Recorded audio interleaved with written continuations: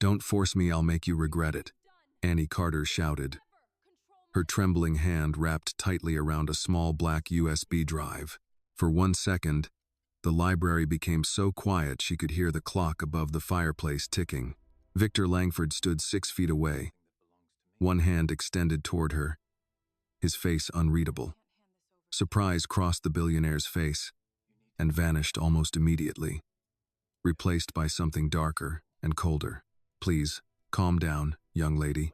He did not raise his voice, but the weight of his authority filled the room on its own. Beside him, Richard Hale stared at Annie. Have you lost your mind, you little maid? The chief financial officer pointed at her, anger rising into his face. Do you have any idea who you're talking to? Hand over that drive right now, unless you want your mother thrown into the street tomorrow with nothing. Annie's grip tightened.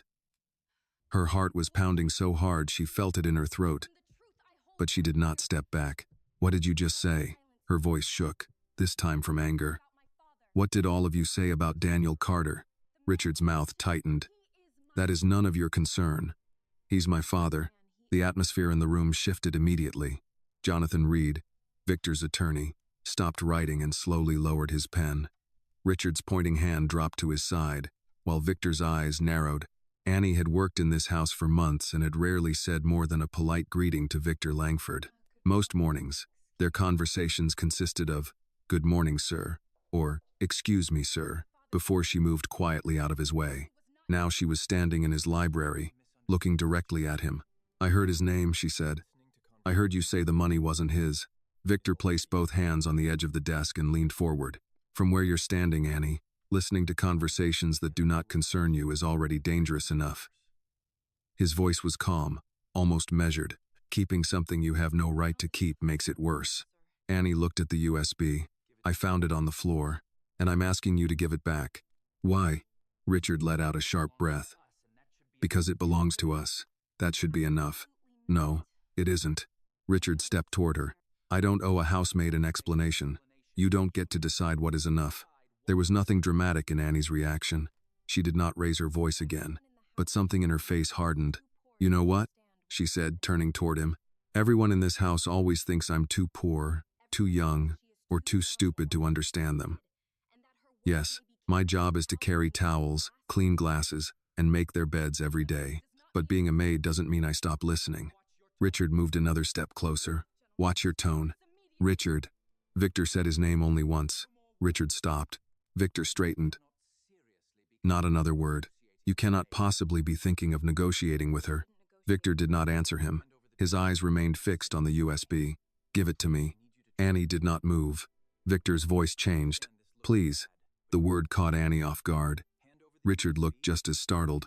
Annie raised her eyes to Victor's face. The coldness was still there, but since she had spoken Daniel Carter's name, something beneath it had shifted. She could not tell whether it was regret or fear. My father didn't take that money, did he? Victor remained silent. Annie's breathing quickened. That's why you want this USB so badly? Annie, just answer me. You don't understand what you're holding. Then explain it to me. I can't. Can't or won't. Richard immediately cut in. Victor, this has gone far enough. Take the drive from her and call security. Annie stiffened at the word, but Victor turned toward Richard. No. Richard stared at him. You're going to let her walk out of here carrying company material? I'm handling this. Richard looked at Annie with open contempt. She's a maid. Victor's expression cooled. That has nothing to do with what she heard. Richard fell silent. Victor turned back to Annie. Listen to me carefully. Don't copy that drive. Don't give it to anyone. And under no circumstances take it to the press. You heard one name in part of one conversation. That does not mean you understand what happened. Annie closed her fingers more tightly around the USB. You're afraid I'll find out the truth. No. Yes, you are. Victor drew a slow breath. If your family is struggling, I can help you. Rent, medical bills, whatever you need. We can settle this without turning it into something bigger. Disappointment moved across Annie's face. So that's what you think this is worth? Victor frowned. What? My silence. That isn't what I said. It's exactly what you're offering. Annie shook her head, anger beginning to overpower the fear in her voice. You want me to hand this over, forget what I heard, and let you make my family's problems disappear so I won't ask any more questions. Victor's jaw tightened. Be careful, Annie. No, you need to be careful. Richard stared at her in disbelief. Annie hardly recognized her own voice anymore, but she could not stop now. My mother has told me for years that my father stole money and ran away. I grew up believing he chose money over us. I believed every ugly thing people said about him because I thought there had to be a reason he never came back. Victor's expression changed again. She continued, quieter now. And now I stand outside this room and hear you talking about him like you've known all along that something was wrong with that story. Then the first thing you do is try to buy my silence? Victor looked down for a moment. When he spoke again, the command was gone from his voice. Annie, I'm telling you one last time. Give me the USB. I don't want to make this a bigger problem than it needs to be. No, you don't know how important it is. Then tell me why. Victor leaned back, and for the first time Annie saw exhaustion beneath the controlled face he showed everyone else. He looked at Richard, then Jonathan. Leave us. Richard turned sharply. Victor, you can't. Both of you, out. Jonathan closed his folder slowly. Richard remained where he was. This is a mistake. Victor's eyes hardened. Then it's my mistake to make. Richard looked at Annie before leaving, his expression carrying a warning he no longer dared put into words. Jonathan followed him into the hall. Victor waited until they were gone. He did not lock the door. Instead, he pulled out the chair across from his desk. You want to know what happened to Daniel Carter, don't you? Annie's throat tightened. Yes. Then come inside and sit down. We need to talk without Richard deciding what gets said for me. She remained near the doorway. And the USB? You keep it for now. Annie searched his face, unsure whether she had heard correctly. Victor nodded toward the chair. I'm not asking you to trust me. Not yet. I'm asking you to listen before you do something neither of us can undo. She hesitated, then looked at the open doorway behind her. Close it if you want, Victor said quietly, or leave it open. That choice is yours. Annie stepped forward but left the door open several inches. Victor noticed. He said nothing. She slowly pulled out the chair and sat across from him, still holding the USB tightly in her hand. Start talking. Victor folded his hands on the desk. For a long moment, he only looked at her. Then his eyes dropped to the black drive between her fingers. When I was 30 years old, he said quietly, your father came into this room carrying a problem that could have destroyed my family. Annie stopped breathing for a second. Victor looked back at her. And what happened after that is the reason I need you to hear the whole story before you decide what to do with that drive. Annie kept her eyes on Victor, trying to decide whether what he had just said was an explanation or another way of keeping her frightened. The USB still rested in her palm. Then stop warning me and tell me what happened, she said, forcing herself to keep her voice steady. Victor studied her for a moment before answering. Your father worked for Langford Holdings before it became what it is today. He wasn't an executive, and he wasn't someone who attended board dinners or appeared in photographs. Daniel Carter worked in accounting. Daniel was not some ordinary accountant, Annie, Victor said, his voice deep and rough. He was the sharpest man I have ever met in this financial industry. When I took over the company from my family, Daniel was the only person who had access to the entire hidden accounting system of the subsidiaries. Don't give me those meaningless compliments. If he was so brilliant, then why does the record list him as the one who embezzled the money? Why did my mother have to live in humiliation for 18 years? I know what he did for a living, Annie said, frowning, her voice sharper than she intended. What I don't know is why 3 powerful men are still arguing over his name 20 years later. Victor leaned back slightly. Because Daniel wasn't the kind of accountant who ignored things that didn't add up. If $6 were missing from a report everyone else had already signed, he was the man who would stay late until he knew where those $6 went. Annie did not react to the praise, so he found something. Yes, at the time, the company was expanding too fast. We were buying property, refinancing projects, borrowing against land we had not finished developing. Money was moving through dozens of accounts every week, and your father started noticing transfers that did not make sense. What kind of transfers? Payments going to companies that had no clear reason to receive them. Consulting fees that were larger than they should have been. Accounts that appeared legitimate until someone looked closely enough. Annie's fingers tightened around the USB. How much money are we talking about? Victor hesitated just long enough for her to notice. Enough that Daniel refused to sign off on several accounts, he said. And after that, he started asking questions. Yes. Annie leaned forward. And people didn't like those questions. No, they didn't. Did you? Victor's eyes shifted toward the window for a second. Annie caught it immediately. Please don't look away from me when I ask you about my father. His gaze returned to hers. I was 30 years old, Victor said at last. My father was very ill. The company was carrying more debt than most people outside the boardroom knew, and several banks were deciding whether to renew our credit. I believed anything that threatened confidence in the company could destroy us. That still doesn't answer what I asked. Victor took a slow breath. No, Annie, I didn't like what Daniel was doing. Her expression hardened. Because he was wrong? Because I thought he might bring down the company. A bitter disbelief crossed her face. By asking where the money went, Victor did not answer immediately. Annie shook her head. You keep telling me I don't understand the whole story, but every time you explain another piece, it sounds worse. You still don't know enough to decide who was responsible. I know my father's name ended up attached to stolen money. I know you just told me he was questioning those same accounts before that happened, so either he suddenly became a thief overnight, or somebody needed him to look like one. Victor went still. Annie watched him carefully. Which one was it? The clock above the fireplace filled the silence for several seconds. I don't know everything that happened, Victor finally said. Annie gave a quiet, humorless laugh. That's convenient. It isn't convenient. It's the truth. You've had 20 years to find out. Victor's jaw tightened, but the anger in his face seemed to be directed more at himself than at her. For 20 years, every time I came close to reopening that file, I was told exactly what it could cost. There it is again. Annie sat back. Cost. Victor frowned. What do you mean? Everything in your world comes back to what something costs. Her voice was calmer now, but the hurt underneath it was clear. My mother works when she's sick because medicine costs money. I work here in the morning and at a laundry at night because rent costs money. I put college on hold because tuition costs money. So please don't talk to me as if I don't understand the price of things. If you feel for Annie and her struggle, please like this video. Tell us in the comments where you are watching from, because someone near you may be watching Annie's story too. Subscribe to the channel so you do not miss the next story. I never said you didn't. You didn't have to. Victor looked at her for a long moment. When he spoke again, his voice was quieter. Your father used to talk like that. Annie's anger faltered. What did you say? He had a way of making his point and then staring at you as if he was waiting to see whether you were honest enough to admit he was right. Annie looked down at the USB, then back at Victor. You knew him well enough to know he didn't scare easily. The words unsettled her. For most of Annie's life, Daniel Carter had been little more than an accusation spoken in lowered voices. Now Victor was describing him as a real man who had stood in rooms like this one and challenged people with more power than he had.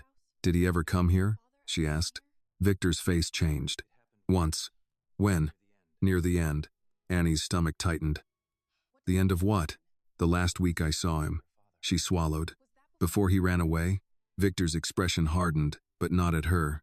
Don't call it that. Annie stared at him. Why not? Because I'm no longer convinced that's what happened. Her grip on the USB loosened for the first time. What does that mean? It means Daniel disappeared. It means the company reported money missing. It means records appeared that pointed directly at him. And by the time people started asking whether those records made sense, your father was gone. Annie caught one word immediately. Appeared? Victor realized it too late. You make it sound like those records weren't there before. Some of them weren't. Then who created them? Victor's expression closed again. Annie leaned toward him. Was it Richard? That is not a name I'm giving you. You don't have to. You could simply tell me he had nothing to do with it. Victor said nothing. Annie pushed her chair back and stood. Then I think I've heard enough. Victor rose as well. No. You've heard enough to make yourself dangerous to the wrong people, but not enough to protect yourself from them. She looked at him sharply. That sounds like another threat. It isn't a threat. Victor's voice lowered. It's a warning from someone who watched what happened when your father started asking the same questions. Annie stopped. Her anger gave way to something colder. What happened to him? Before Victor could answer, 3 hard knocks struck the partly open door. Victor. Richard's voice came from the hallway. We have a problem. Victor did not respond at once. Richard pushed the door wider, his face tense now in a way Annie had not seen before. The bank called. Their review team found an old Carter account. Annie turned toward Victor. What Carter account? Victor went completely still. For the first time since she had challenged him, the fear in his face was unmistakable. His eyes dropped to the USB in Annie's hand. "Put that in your pocket," he said quietly. Annie frowned. "Why?" Victor looked toward Richard, then back at her. "Because whatever happens next, he cannot know how much you already have." Annie hesitated only a second before slipping the USB into her pocket, and as Richard stepped farther into the library, she understood that the question was no longer whether her father had stolen the money. The real question was why Daniel Carter could still frighten powerful men 20 years after he disappeared. Richard closed the library door behind him, and for several seconds his attention stayed on Victor rather than Annie. The bank's review team found an account that was supposed to have been closed with the old investigation. They want the original reconciliation records by the end of the day. Victor's face remained controlled, but Annie noticed the change in his posture. His shoulders had gone rigid. "Who contacted you?" "Martin Keller from Compliance. He says the account number appears in documents tied to the current financing review." Jonathan Reed stepped back into the room behind Richard. "If the bank formally flags it, they may expand the audit. We need to know exactly what they have before anyone sends them another document." Annie listened without speaking. The USB felt heavier inside her pocket. Richard glanced at her. "Why is she still here?" Victor's answer came without hesitation. "Because I asked her to stay." That conversation ended the moment the bank called. "No, Richard, your conversation with me ended when I told you to leave." Richard stared at him, then lowered his voice. "You're making this personal." Victor's expression barely changed. "It became personal 20 years ago." Annie looked between them. Neither man seemed to remember for a moment that she was standing there, which was exactly how people in the mansion usually behaved around her. The difference now was that she understood enough to know their careful words mattered. "What is the Carter account?" she asked. Richard turned toward her. "You don't need to know. I think we're past that. You think holding one stolen device gives you a seat at this table? I didn't steal it. You picked up confidential property and refused to return it. Call it whatever makes you feel better." Annie felt the familiar urge to defend herself fade before it reached her mouth. Richard was not confused about what had happened. He was trying to define it in a way that made her the guilty person in the room. Victor looked at Richard. "That's enough." Richard spread his hands.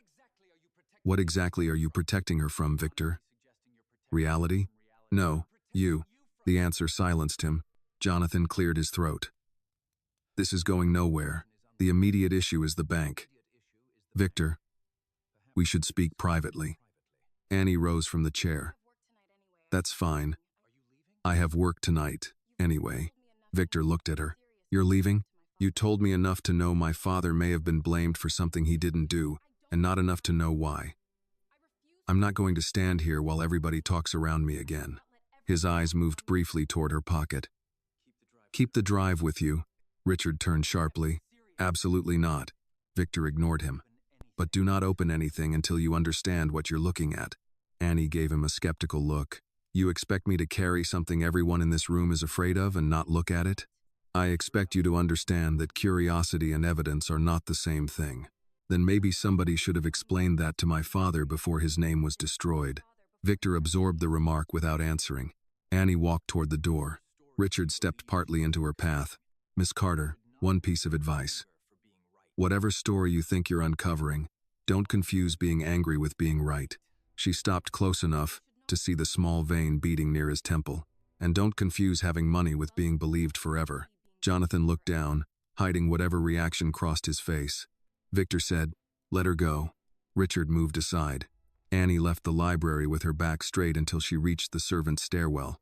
Only after the heavy door closed behind her did she grab the railing. Her hands were shaking again. She pressed one palm against her chest and forced herself to breathe slowly. For 10 minutes she had spoken to men who could call bankers, lawyers, reporters, and city officials by their first names. Then she remembered the time. Her evening shift started in less than 2 hours. The thought was almost absurd enough to make her laugh. Her father might have been framed in a financial crime 20 years ago, and Annie still had to catch the bus because missing a shift meant losing money from Friday's paycheck. By 6:30, she was at the commercial laundry on the south side, feeding hotel sheets into an industrial folding machine while dryers rumbled behind her. The work usually helped quiet her mind because there was always another cart, another sheet, another load to sort. That night, Nothing helped. Daniel Carter didn't move that money. Victor's words kept returning. So did Richard's face when the bank found the Carter account. "Baby, you've folded that towel 3 times. Annie looked up. Evelyn Brooks stood on the other side of the counter holding a canvas laundry bag. She was 67, wore a navy coat she had owned longer than Annie had known her, and still greeted every employee as though entering someone's home. "Evening, Mrs. Brooks." Evening was 20 seconds ago. "Right now I'm asking why you're trying to fold one towel into another dimension." Despite herself, Annie smiled faintly. "Long day." Evelyn studied her. "Work long or lifelong?" Annie glanced toward her supervisor. He was helping a customer near the front machines. "Can I ask you something?" "You just did." Annie almost smiled again, but the question weighed too much. "Did you know my father?"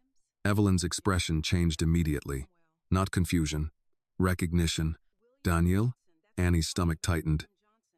"Daniel Carter." Evelyn slowly set her laundry bag on the counter. "Why are you asking me about your father after all these years?" "So you did know him." "I knew him." "How?"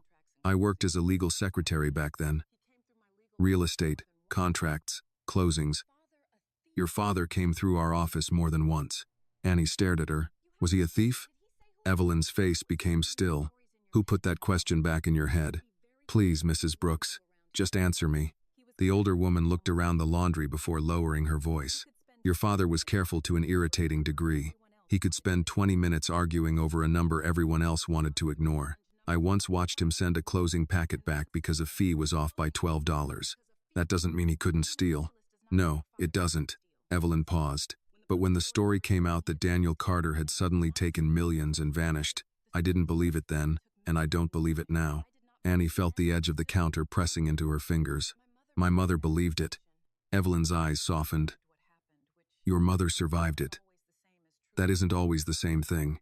Annie looked away. "What happened to him? If I knew that, I would tell you." "Did he ever say anything about Langford?" That name made Evelyn go quiet. A dryer buzzed behind them. Annie waited. Finally, Evelyn asked, "Why are you asking about Victor Langford?" Instead of answering, Annie reached into her pocket and touched the USB but did not take it out. Evelyn noticed the movement. "Annie, whatever brought you to me tonight, don't rush because you're angry. Powerful people survive by making ordinary people feel they have only 2 choices, surrender or explode. Usually there's a third choice." "What is it?" "Learn enough that they can't lie to you." Annie looked at her for several seconds.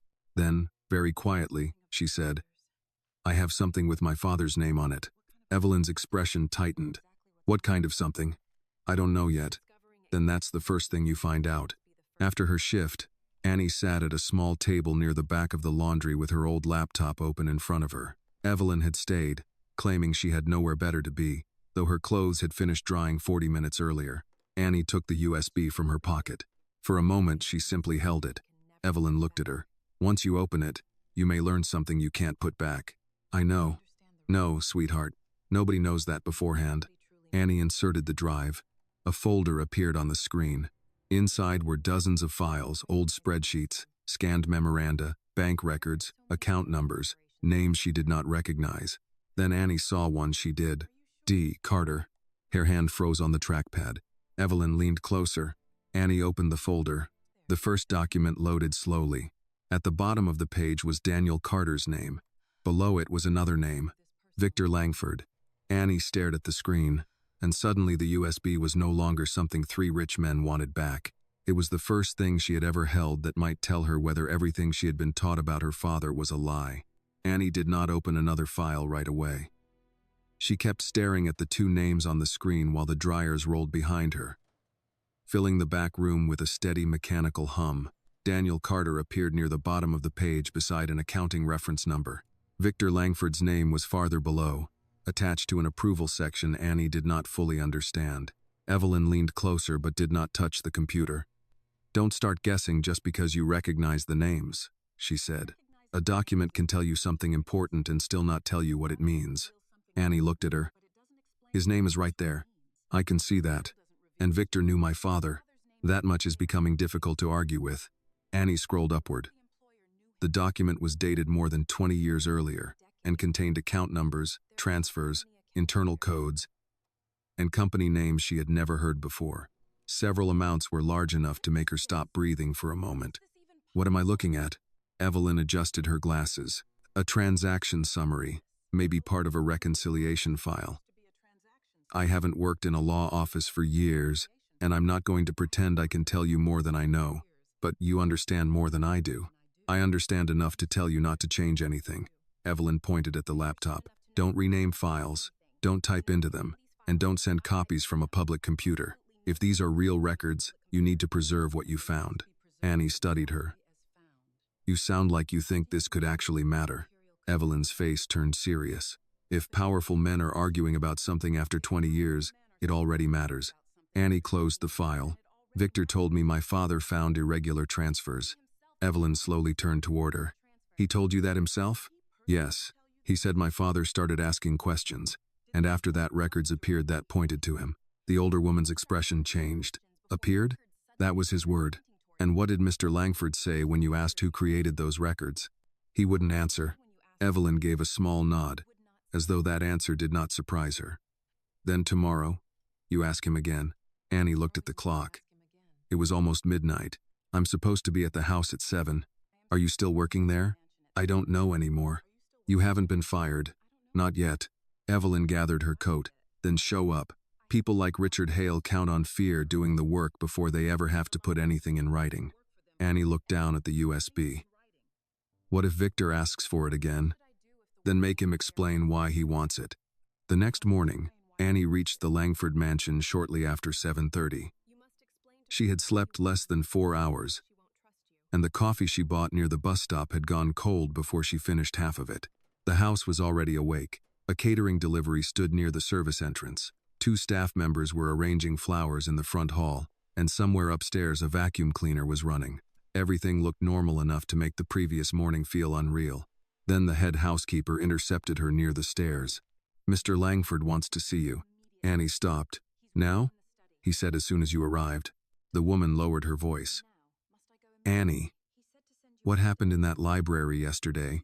Annie forced a small smile. I wish I knew. She walked upstairs alone. Victor was standing by the window when she entered. He wore a white shirt with the sleeves rolled once at the wrists, and a folder lay open on his desk. Richard was nowhere in sight. Victor glanced at her empty hands. You brought it back? I brought it with me. That isn't what I asked. No, but it's the answer you're getting. Victor looked tired rather than angry. Did you open it? Annie hesitated only briefly. Yes. His face tightened. I told you not to. You also told me my father may have been blamed for something he didn't do. I told you there were facts you didn't understand. And now I understand one more. Victor waited. Annie took a folded sheet of paper from her coat pocket. She had written down the file name rather than print anything. I found a transaction summary with Daniel Carter's name on it. Yours was there too. Victor's eyes dropped to the paper. What does that document mean? He did not answer immediately. Annie crossed her arms. Please don't tell me it's complicated. I already know it's complicated. I'm asking what it means. Victor moved behind the desk and sat down. It means your father was reviewing accounts tied to several development subsidiaries. That's not what I asked. It's where the answer starts. Fine. Start there. Victor looked at her for several seconds before speaking. The company was expanding fast. Too fast. Some projects were profitable, others were carrying debt, and money was constantly being moved between subsidiaries to keep everything operating. Legally? Most of it, yes. Most? Victor's eyes hardened slightly. That is the problem. Annie sat opposite him but kept her coat on. My father found the rest. He found transfers he couldn't reconcile. How much? Several $1,000,000 over time. Annie stared at him. And everyone decided he took it? No, not at first. Then what happened? Victor clasped his hands in front of him. Daniel started documenting what he found. He believed some of the payments had been disguised as consulting fees and property expenses. He asked for supporting records. When the records didn't satisfy him, he refused to approve the accounts. Annie felt anger rising again. So, he was doing his job. Yes, and that made him dangerous. To some people. To Richard. Victor's mouth tightened. Richard was responsible for financial operations on several of those projects. That wasn't my question. I know. Annie leaned forward. Did Richard know what my father found? Yes. The answer came so directly that she was not prepared for it. She lowered her voice. Did you? Victor looked toward the fireplace, then back at her. Not at first. But eventually. Yes. Annie waited. Victor did not continue. What did my father do when he realized nobody was fixing it? He told me he intended to go outside the company. To the police? I don't know whether he had decided who to contact. A regulator, an attorney, possibly the bank. He wanted the transactions investigated by someone who didn't answer to Langford. Annie's throat tightened, and then he disappeared. Victor said nothing. She stood. No. You don't get to stop there. I'm not stopping. Then tell me what happened between him threatening to expose the company and everyone suddenly calling him a thief. Victor rose more slowly. That is the part you need to understand carefully. I've been careful for 18 years. His expression changed at that. Annie continued. I've been careful with money, careful with work, careful around people who could fire me, careful whenever somebody mentioned my father because I didn't want to hear another joke about the man who supposedly stole millions and abandoned his family. So if you know why his name changed from accountant to thief, I'm done being careful about asking. Victor looked at her for a long moment. Then he walked to the library door and closed it, leaving it unlocked. When your father decided to take the records outside the company, he said, someone moved before he did. Annie felt her pulse quicken. What does that mean? Victor returned to the desk. It means that within days, the same money Daniel had been questioning was suddenly connected to him. Connected how? Accounts, authorization records, internal approvals. Annie stared at him. You're saying evidence appeared? Yes. Evidence that made him look guilty. Victor nodded. Was it real? This time his silence lasted longer. Annie's voice dropped almost to a whisper. Mr. Langford, was it real? Victor looked directly at her. No. The answer seemed to remove all the air from the room. Annie gripped the back of the chair. Victor started to speak again, but she raised one hand. No, give me a second. She looked down, forcing herself to breathe. For most of her life, Daniel Carter had been the man who stole money and ran. Now the billionaire whose company had accused him had just admitted the evidence was false. Annie slowly lifted her eyes. If you knew that, she said, then somebody in this house knows who put those records there. Victor's expression tightened. Annie saw the answer before he said a word. And for the first time, she stopped wondering whether her father had been framed. She began wondering who had framed him. The silence between them lasted until Victor looked away first. Annie had expected an explanation after his admission. Instead, he walked toward the window and stood there with one hand resting against the frame, staring out over the quiet street as though the answer might be somewhere beyond the iron gates. You said the evidence wasn't real, Annie said, so somebody created it. Somebody took whatever my father found and turned it around until he looked guilty. Victor remained facing the window. That is what I believe happened. What you believe? I'm choosing my words carefully. Because of lawyers? Because people can destroy lives with words they cannot prove.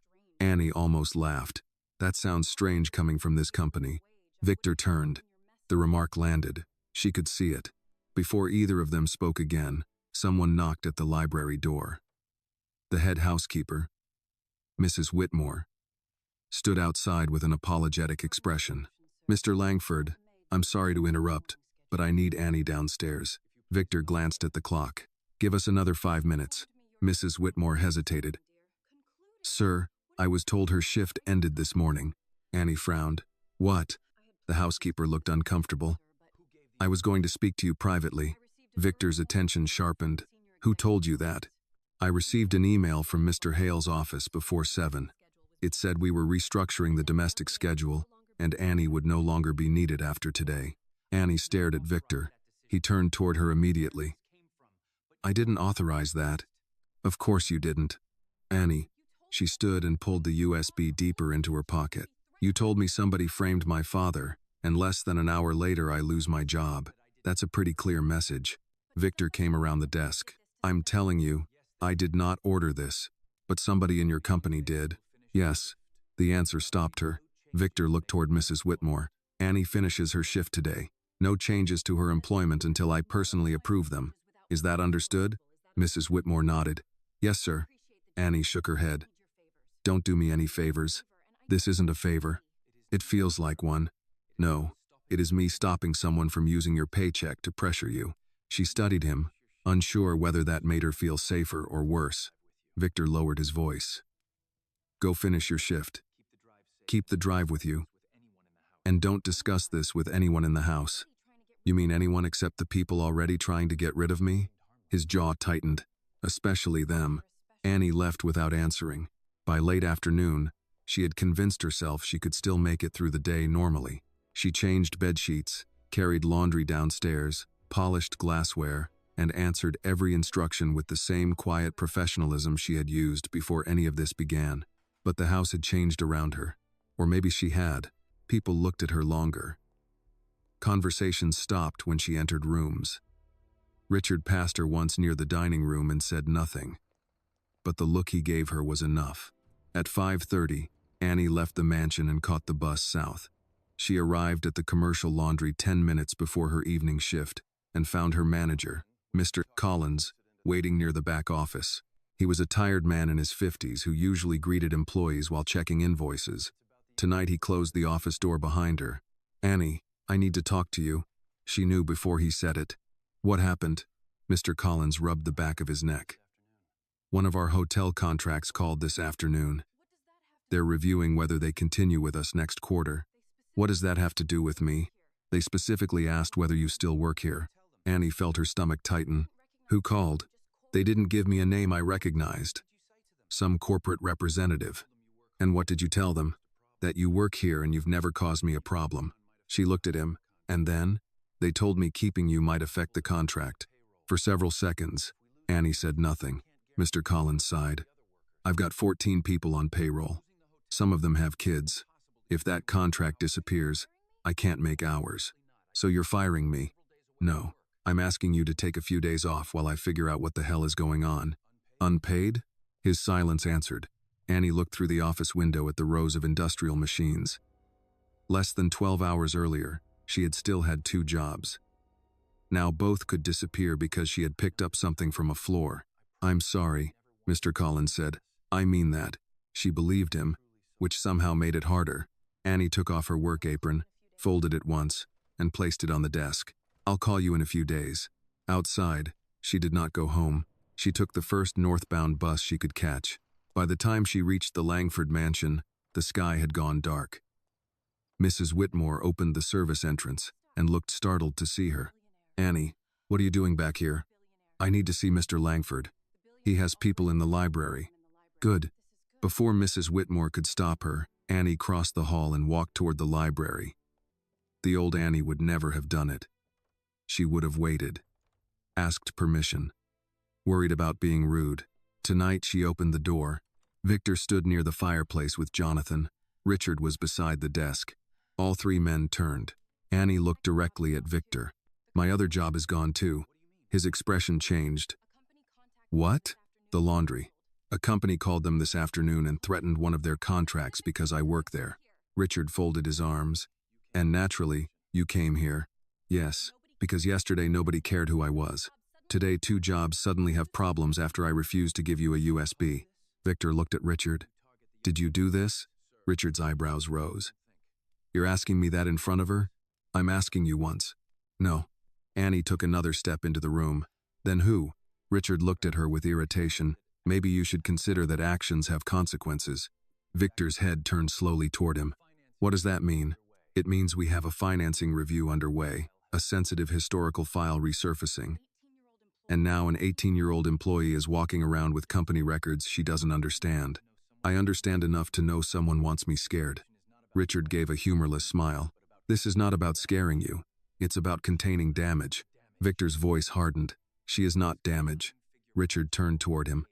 "You're risking a 9-figure project over a maid." The words hung in the room. Victor stared at him.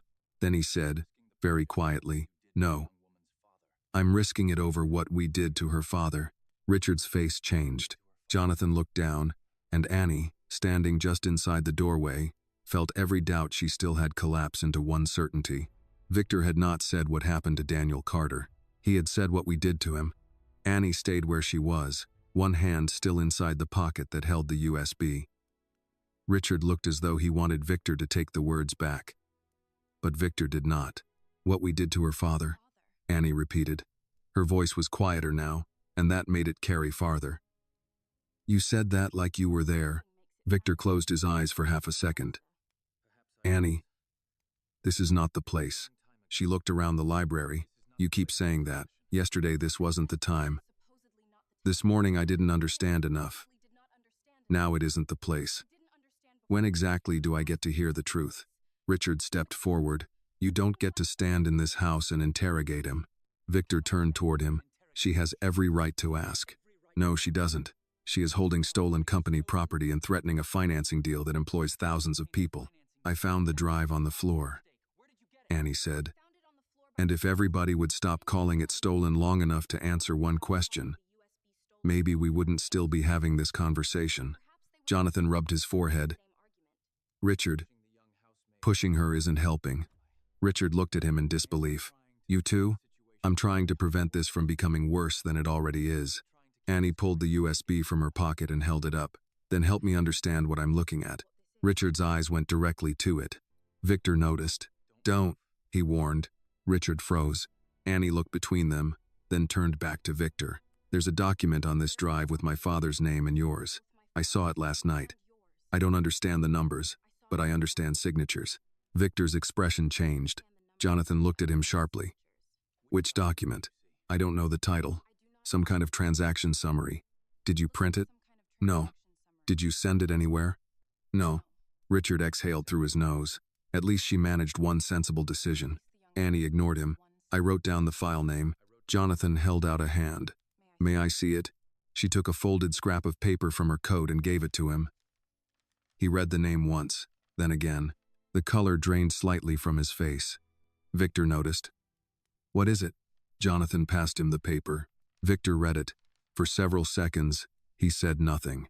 Richard moved closer. What file? Victor folded the paper in half. Annie, where did you see this? On the drive. I know that. Which folder? One with my father's initials. Richard looked at Victor. That file should not be there. Annie turned immediately. Why? Richard realized his mistake. She stepped toward him. You knew about it. I knew there were archived records. That's not what you said.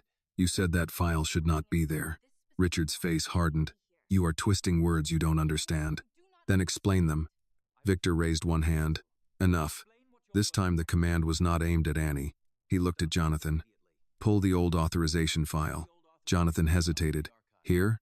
Yes. Richard stepped toward the desk. Victor, think about what you're doing. I have. No, you haven't. You're reacting. Victor's voice lowered. I spent 20 years not reacting. Look where that got us. Jonathan opened his laptop and logged into a secure company archive. Annie watched from several feet away while folders appeared on the screen. Most meant nothing to her. Dates, project codes, account references. Then Jonathan stopped. There. Victor came around the desk. Richard did not move. Jonathan opened a scanned document. Annie could not read it from where she stood, but she saw Victor's face change. What is it? She asked. No one answered. She walked closer. Richard blocked her path with his arm. You've seen enough. Annie looked down at his sleeve, then up at his face. Move. You are not entitled to confidential financial records. Victor spoke without looking away from the screen. Let her through. Richard's arm remained in place. Victor turned. I said let her through. After a long pause, Richard stepped aside. Annie approached the desk. The document was old, yellowed at the edges from the original scan. It carried Langford Holdings' letterhead from more than 2 decades earlier. At the top was a reference to an internal review of unauthorized transfers. Halfway down the page, Daniel Carter's name appeared beside a paragraph describing responsibility for several disputed transactions. Annie felt her stomach turn. She had seen enough newspaper clippings growing up to recognize the accusation. Then she looked lower. There was a signature. Victor Langford. Not typed. Signed. She moved closer to the screen. That's yours. Victor did not deny it. Annie pointed toward the document. You signed this? Yes. The simplicity of his answer stunned her. Richard stepped in. That document was part of a much larger internal process. A signature does not mean what you think it means. Annie turned on him. You really need to stop telling me what I think. Victor remained still. She looked back at the screen. What did you sign? Jonathan answered carefully. It was an internal authorization, acknowledging the findings available at the time. Findings that blamed my father. Yes, Annie faced Victor, but this morning you told me the evidence against him wasn't real. Victor's mouth tightened. You told me records appeared after he started asking questions. You told me he didn't move the money. Her voice began to shake. So why is your signature underneath a document that says he did? Annie, no. Please don't give me another half answer. Her eyes burned, but she refused to look away. Did you know when you signed it? Victor stared at her. Richard spoke quickly. This is exactly why she should not be involved. She's taking old documents out of context and turning them into accusations. Victor's eyes never left Annie. She took one step closer. I'm asking you, not him. When you signed that paper, did you know my father might be innocent? The room fell silent again. Jonathan slowly closed the laptop halfway, as though there was suddenly something indecent about keeping the document visible. Victor looked older than he had that morning. Not weaker, just tired in a way money could not hide. I knew there were questions, he said. Annie stared at him. That isn't what I asked. I did not have proof Daniel was innocent. Did you have proof he was guilty? Victor said nothing. Annie's face changed. There was no need for another answer. She looked toward the screen, then back at him. You signed it anyway. Victor drew a slow breath. Yes. The word landed harder than Richard's threats, harder than losing her jobs, harder than anything Annie had heard since she picked up the USB. For years, she had imagined some stranger stealing money and using her father as a shield, a nameless person, someone distant. Now there was a signature, and the man who wrote it was standing 3 feet away. Annie's voice became almost a whisper. You knew there was something wrong, and you still let that paper decide who my father became. Victor opened his mouth, but she raised a hand. Not yet. She needed a moment before hearing whatever explanation a billionaire had kept ready for 20 years. Annie looked once more at Victor's signature. Then she asked the question that would not leave her alone. What was so important that saving it was worth destroying Daniel Carter? Victor did not answer immediately. He walked back to the desk, but instead of sitting, he rested both hands on the edge, as if the weight of the question had settled there with him. Richard remained near the fireplace, visibly impatient, while Jonathan stood beside the half-closed laptop without saying a word. What was worth destroying my father? Annie asked again, slower this time. You signed a document you knew might not be true. I want to know what could possibly have mattered that much. Victor looked at Richard. Give us the room. Richard shook his head. We've already gone too far. Anything you say now creates exposure for all of us. That stopped being my first concern yesterday. It should still be your first concern if you intend to have a company tomorrow. Victor's expression hardened. Leave. Richard gave Annie one last look, then walked out. Jonathan remained for a moment. Do you want me here? He asked Victor. Victor considered it, then shook his head. No, not for this. Jonathan closed the laptop completely before following Richard into the hall. When the door shut, Annie noticed Victor did not lock it. He remained standing. When I signed that document, I was 30 years old, he began. My father had been sick for nearly a year. Most people outside the company didn't know how serious it was, and they certainly didn't know how weak the business had become. Annie crossed her arms. You told me some of that already. I know. You asked what was worth it. I'm trying to answer you. Then answer without making yourself sound like the victim. Victor looked at her for a long moment. Fair enough. That response caught her off guard. He continued. The company owed money to several banks. We had projects under construction, loans coming due, contractors waiting to be paid, and investors who would have walked away if they believed we were losing control. My father had built the company, but by then he was barely coming into the office. Everyone knew I would be taking over, and you were afraid you'd inherit a failure. Yes, the honesty in the answer made Annie uncomfortable in a way excuses would not have.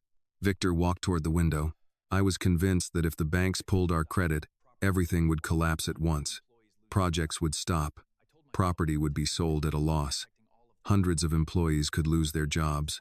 I told myself that protecting the company meant protecting all of them. Annie watched him carefully.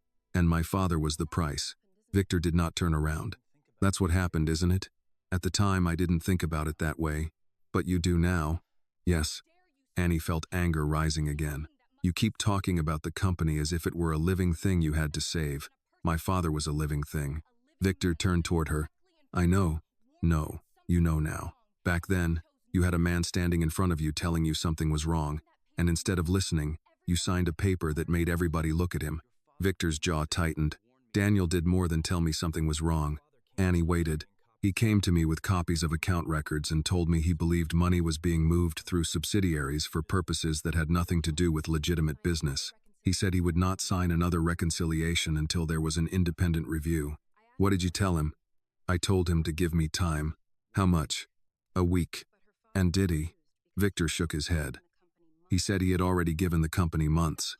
Annie looked toward the old desk between them. Was that conversation in this room? Yes. The answer seemed to change the space around her. She imagined Daniel standing where she stood now, facing a younger Victor Langford across the same desk. What did he say to you? Victor's eyes moved to a place somewhere beyond her shoulder. He told me that numbers didn't care who owned the building. If the money was missing, it was missing, whether the name on the door was Carter or Langford. Annie swallowed. That sounds like him, she murmured, though she barely remembered enough of her father to know. Victor heard her anyway. He also told me something I hated at the time. A faint, bitter smile crossed his face. He said I was confusing loyalty to my family with loyalty to what was right. And was he wrong? No. Annie let out a breath through her nose. Then why didn't you listen? Because I was afraid. She almost laughed. You? Yes, Annie. Me. He stepped away from the window. I was afraid the banks would call the loans. I was afraid investors would discover how exposed we were. I was afraid that the first thing I did after taking control from my dying father would be to destroy what he spent his entire life building. So when somebody offered you another solution, you took it. Victor stopped. Annie saw immediately that she had reached the part he did not want to say aloud. What was the solution? He lowered his eyes. A contained internal investigation. Meaning? One employee would be identified as responsible for the questionable transfers. The company would report the loss. Cooperate to a limited extent. Tighten internal controls. And reassure the banks that the problem had been isolated. Annie stared at him. One employee. Victor said nothing. My father. Yes. The word sat between them. Annie felt her fingers curl into her palm. Did you choose him? No. But you knew he was the person they were blaming. Yes. And you signed anyway? Yes. She turned away because she suddenly could not stand looking at him. For a few seconds, the only sound was the clock.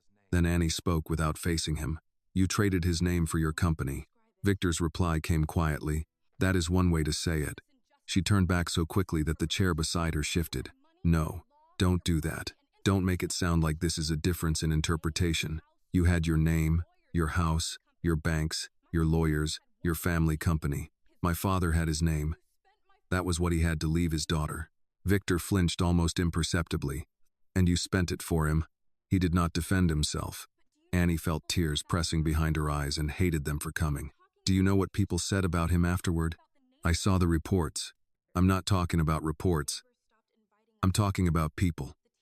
Neighbors. Teachers. Parents who suddenly didn't want their kids at our apartment. My mother avoiding the grocery store because somebody always recognized our last name. I grew up thinking my father was too ashamed to come back. Victor looked down. Annie wiped at one eye angrily before the tear could fall. You said you thought you were protecting hundreds of workers. Did it ever occur to you that the one person you sacrificed had a family too? Yes. When?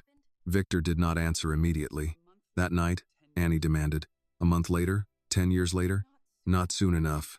She laughed once, bitterly. That's a very expensive answer for somebody else. Victor accepted the blow without reacting. When I was 30, he said, I believed leadership meant making the choice that protected the greatest number of people, even if one person had to pay for it. Annie stared at him. Funny how the person being sacrificed is never the one making the decision. Victor went completely still. For the first time since she had entered the mansion, he looked not powerful, not threatening, not even wealthy. He looked like a man hearing a sentence he had spent 20 years avoiding. Annie reached for the USB in her pocket. There's still something you haven't told me. Victor's eyes lifted. If my father knew he was being framed, why did he disappear instead of fighting it? The hesitation returned. Annie saw it and understood there was another layer waiting beneath everything he had confessed. Victor slowly sat down. Because by then, he said, Daniel wasn't only worried about losing his job. Annie's hand stopped inside her pocket. What was he worried about? Victor looked at her. You and your mother. Annie's hand slipped out of her pocket. For a moment, she thought she had misunderstood him. What do you mean, me and my mother? Victor did not answer immediately. He walked back to the desk, but he did not sit down. Daniel came to me 2 nights after the internal review began. He was angry, but more than that, he was frightened. I had never seen him frightened before. Annie's chest tightened. Frightened of what? He said someone had followed him home. Her face changed. Victor continued carefully. The next morning, he found an envelope under the windshield wiper of his car. There was no letter inside, just a photograph. What photograph? You. Annie stopped breathing for a second. Victor looked directly at her. You were a little girl. You were standing outside your apartment building with your mother. The room seemed to tilt beneath Annie. How do you know that? Because Daniel showed it to me. She pressed one hand against the back of the chair. And what did you do? Victor's silence told her enough. No. Annie shook her head. Don't do that again. Don't stand there trying to decide how much truth I can handle. What did you do? I told him we would deal with it. You? Yes. The same man who had already signed the paper blaming him. Victor accepted the accusation without defending himself. At that point, I still believed I could control what was happening. Annie stared at him in disbelief. And could you? No. The answer came too quickly to be anything but honest. What happened next? Daniel left the office that night and didn't come back the following morning. By afternoon, his phone was disconnected. The company reported the missing funds, and within days, the story was already spreading. Annie's voice dropped. You let everyone say he ran because he was guilty. Yes. And you knew he had been threatened. Yes. Her eyes burned, but she refused to cry in front of him. I need to go. Victor frowned. Annie, there's more. I know. There's always more. She turned toward the door. Where are you going? To ask the person who was supposed to tell me the truth. Victor understood immediately. Your mother may have had reasons. Annie looked back at him. Everyone seems to have reasons. Then she left. By the time Annie reached the south side, dusk had settled over the neighborhood. The bus ride felt longer than usual. She sat beside the window with her arms folded tightly across her chest while traffic crawled south. Every few minutes, she thought about taking out the USB, but she did not touch it. Victor's words were worse than any document. A photograph of her, a warning, her father afraid. Her mother had never told her any of it. When Annie opened the apartment door, Margaret Carter was standing at the stove stirring a pot of chicken and rice. The television played quietly from the living room. A pharmacy bag sat unopened beside the sink. You're home early, Margaret said without turning. I thought you were working the laundry tonight. I'm not. Something in Annie's voice made her mother look around. What happened? Annie closed the door behind her. Did Dad steal that money? Margaret froze. The wooden spoon stopped moving. Annie waited. Her mother slowly turned off the burner. Why are you asking me that? Because I asked you first. Margaret wiped her hands on a kitchen towel. Annie, whatever happened today, you're upset. Sit down and let me... No. Annie's voice rose before she could stop it. Please don't tell me to sit down. Just answer me. Margaret stared at her daughter. Did Dad steal the money? A long silence followed. Then Margaret looked away. Annie felt something inside her drop. Oh my God. Annie, you knew. I knew what Daniel told me. Which was what? Margaret closed her eyes. That he didn't take it. The words landed harder than Annie expected. She stepped backward. You knew he said he was innocent. Yes, and you told me he was a thief. I told you what I thought would keep you safe. Annie laughed once, but there was no humor in it. Safe from what? The truth? From looking for him. Why would I have looked for him? I was a child. Children grow up. Annie stared at her. Margaret's voice became quieter. Your father came home one night shaking. Daniel never shook. Not when we were behind on rent. Not when you were sick. Not when his mother died. But that night, he could barely get the key into the lock. What did he say? He said something at work had gone wrong. He said people were moving money and somebody was trying to make it look like he had done it. Annie felt her fingers go cold. Did he tell you about the photograph? Margaret's face changed. So Victor had told the truth. You knew about that too. Margaret sat down slowly at the kitchen table. He showed it to me. Annie remained standing. It was you and me outside the building, Margaret continued. Taken from across the street. Daniel said whoever sent it knew exactly where we lived. What happened after that? He told me to pack a bag for you. Just enough for a few days. We went to my sister's place in Milwaukee. You never told me that. You were too little to remember. Annie shook her head. Then why did he leave? Margaret looked down at her hands. Because he thought they were watching him. Not us. He said if he disappeared, maybe whoever was behind it would stop paying attention to his family. Did he say who they were? No. Did he say Langford? Margaret hesitated. He said there were people above him who knew more than they admitted. Annie sat across from her. And then, for about 3 months, Daniel called me from different numbers. Never the same place twice. He kept saying he was trying to find someone who would help him prove what happened. Annie's voice grew small. And then he stopped calling. Margaret nodded. What did you do? I waited. That's all? Margaret looked up sharply. Don't say it like that. What am I supposed to say? I had a daughter to feed. I had no money for a private investigator. I went to the police once, and the first thing they asked was whether Daniel had taken the company's money. Annie went quiet. Margaret continued, the words coming faster now. Then a man called me. I never knew his name. He told me Daniel had made a terrible mistake, and that if I wanted you to grow up without trouble, I should stop asking questions. And you did. Yes. You let everyone believe he abandoned us. Margaret's eyes filled. I let you stop waiting for the door to open. Annie's anger faltered. You made me hate him. Margaret wiped one cheek with the heel of her hand. I made you stop looking for him. That isn't the same thing. No, Margaret said quietly. It isn't. But at the time, it was the only thing I knew how to do. Annie stood and walked toward the window. Outside, a neighbor was carrying groceries up the front steps, while 2 children rode bicycles along the sidewalk. You should have told me when I got older. Yes. The immediate admission stopped her. Margaret did not make an excuse.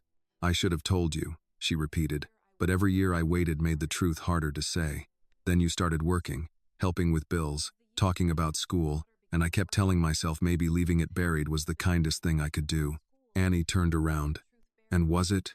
Margaret shook her head. No. The answer broke something open between them. After a moment, Margaret stood and went to the bedroom. She returned carrying a small cardboard box Annie had seen before but had never been allowed to open. Margaret placed it on the table. Inside was an old wristwatch with a cracked brown leather band.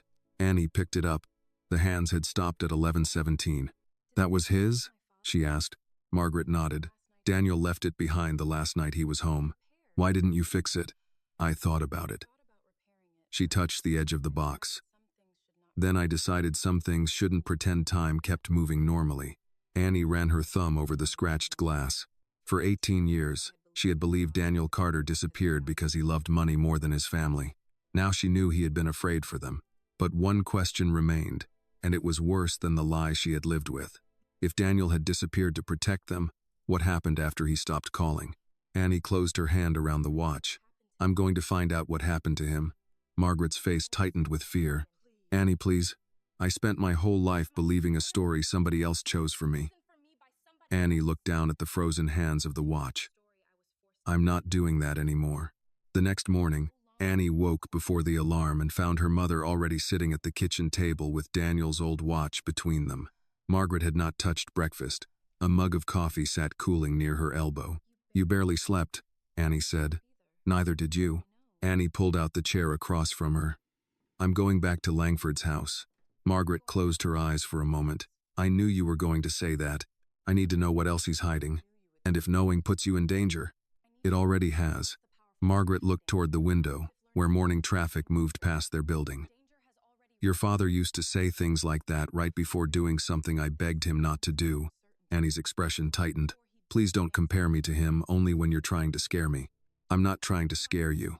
I'm trying to keep one more person I love from disappearing. That stopped Annie. Margaret's hand rested near the watch but did not touch it. I spent 18 years wondering whether telling the truth would have changed anything. Maybe it would have. Maybe it would have gotten us hurt. I don't know anymore. Annie reached across the table and covered her mother's hand. I'm not going to be reckless. Margaret gave her a tired look. You threatened a billionaire in his own library. That was before I had a plan. You have a plan now? Annie stood and picked up her coat.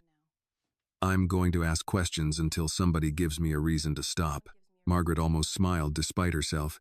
That is not a plan. It's better than what I had yesterday. By 9:30, Annie was back at the Langford mansion. Mrs. Whitmore let her in through the service entrance but watched her more carefully than usual. Mr. Langford is expecting you. Annie frowned. How did he know I was coming? Mrs. Whitmore gave her a look that seemed to say she had been working for rich people too long to find that question useful. He's in the library. Victor was alone when Annie entered. No Richard, no Jonathan. On the desk were 2 folders and a single sheet of paper turned face down. You spoke to your mother, he said. Annie stopped near the doorway. How would you know that? I assumed. That sounded less like an assumption. Victor motioned toward the chair. Sit. I'd rather stand. He nodded. Fine. Annie took Daniel's watch from her pocket and placed it on the desk. Victor stared at it. Recognition crossed his face. You remember it? Yes. My mother said he left it behind the last night he was home. Victor looked at the cracked leather strap. Daniel wore that watch every day.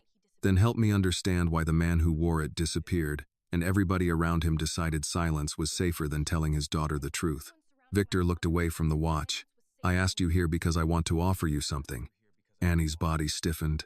If this is another warning. It isn't. He turned over the paper. At first, Annie saw only numbers, then words. Housing assistance, medical expenses, educational funding. Her eyes moved more slowly down the page. What is this? A way to protect you and your mother while we sort out what happened. She looked up. Protect us how? Victor folded his hands. Your rent can be covered for the next year. Your mother's medical bills can be handled through a private fund. You could stop working nights immediately. If you want to go back to school, tuition can be arranged. Annie stared at him. For one dangerous second, the room disappeared, and all she could see was what the paper meant. No more counting bills at the kitchen table. No more watching Margaret cut medication doses in half to make prescriptions last longer. No more leaving the laundry after midnight and waiting for a bus in the cold. College, a classroom, books that belonged to her, a life that did not have to wait until someday. Victor watched her face and knew he had reached the part of her that wanted to say yes. This is not charity, he said. Your family has suffered because of something connected to my company. I can correct at least part of that. Annie swallowed. And the USB? His silence lasted 1 second too long. There it was. She looked back at the paper. What happens to the drive? It goes to Jonathan. He'll review the contents with outside counsel. And me? You step away from it. Annie gave a small nod as if confirming something to herself. So, I take the money, go back to school, let you pay my mother's bills, and stop asking questions.